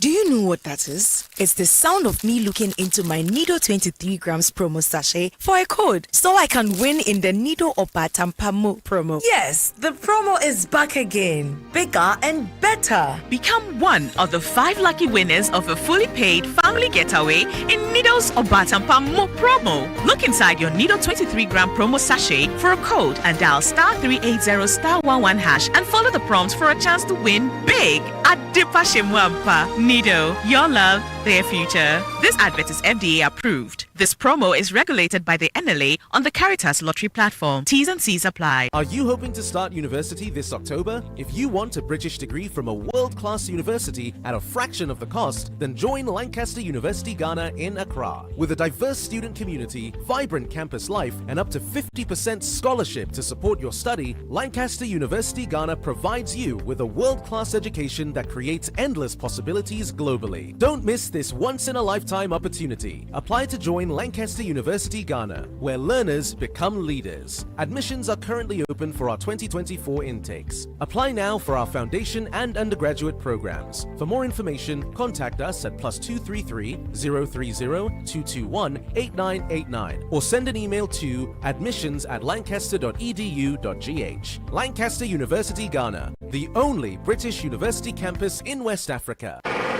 Hey, so what goes into building quality structures? I mean, literally, what goes into it? Wujaf, you don't want to be sitting here somewhere worrying whether or not you did a really good job. It'd be very simple equation. If there's no diamond cement in the mix, massa, forget it. Don't start cry. Menye, diamond cement has been providing builders, block makers, and construction companies that peace of mind for years. Diamond cement is 42.5 R grade cement. Unbeatable quality made right here in Ghana. And because we have your pocket in mind, we provide 32.5 R grade so that everybody getting on. No long talk, Jack. If there's no diamond cement in the mix, don't start. Locate Diamond Cement Ghana Limited nationwide with factories in Aflao, Takrade, and Buipe, or call 0244 313 368 or 0540 111 978 or 0202 021 175. Diamond Cement, still as hard as a diamond. The luckiest everywhere, for everyone. This year is going to be sweet. I don't just feel it, I know it, because the Luckiest Season 3 is back. And I'm about to show you how to grab your golden ticket. Just dial *712# and follow the prompts to purchase your ticket. Or go to theluckiestafrica.com, hit community tickets, and pick your lucky number. Or let the system do its magic.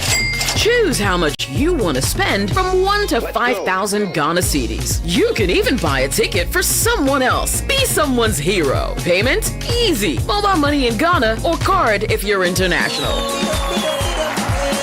One ticket can turn 1 CD into 500 times more. That's maths we love. Or your community will win 10 times more. So let's get lucky together because luck is everywhere. Play responsibly, not for persons under 18 years. This promotion is regulated by the NLA on the Caritas platform.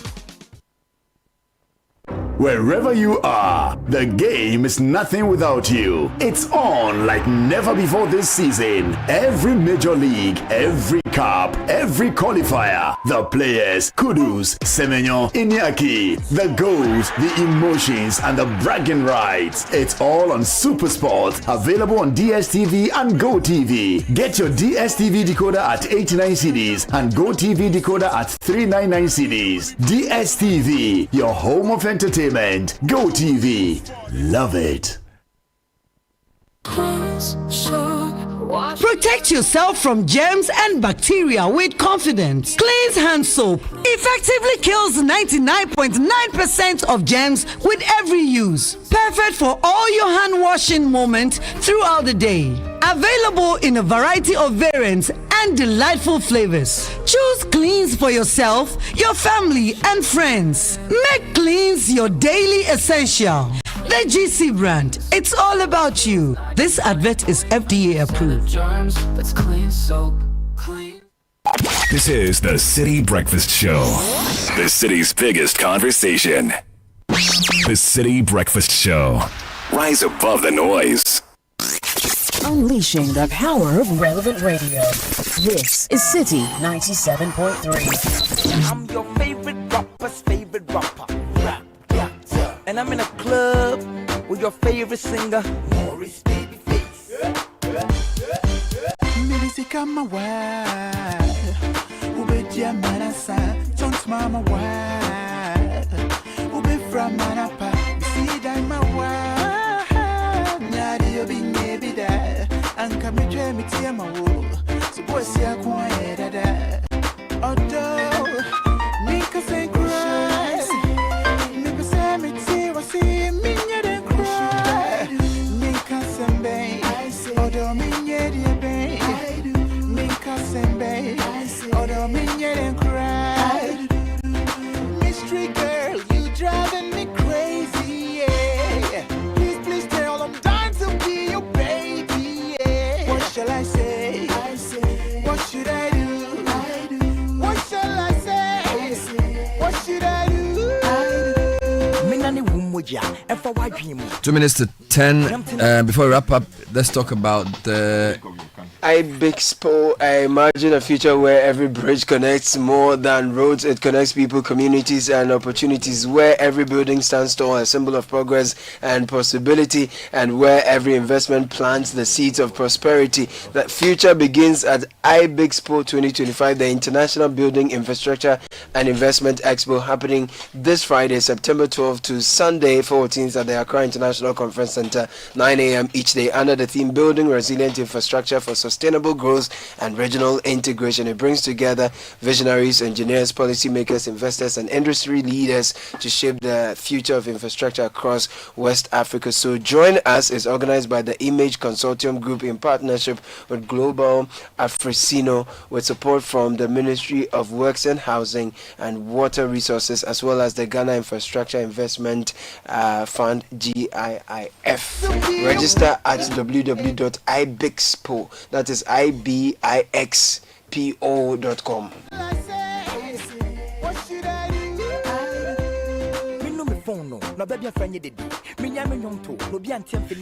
All right, so that's all we have time for today's edition of the City Breakfast Show with Caleb Kuda, Richard Delaskai, Francisca Kaka-Forsen, and Godfrey Akotobuafo. My name is Bernard Avlet. Thanks for listening. City News at 10 is next with Ejubi Afia Kinting.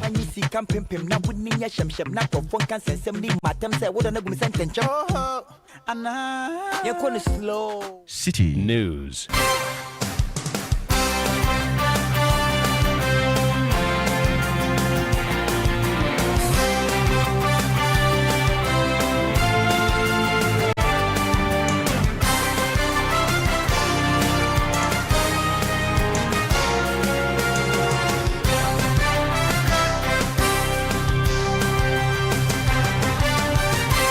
Hello and welcome to City News at 10. I am Ejibi Biafe Akenting. Coming up, Stakeholder Committee tasked to spearhead DSTV price cut starts work today. And Abosokai Spare Parts Dealers Association expected to shut down foreign-owned retail shops within its trading enclave. The details now. The stakeholder committee set up by the Communications Minister Samuel Nati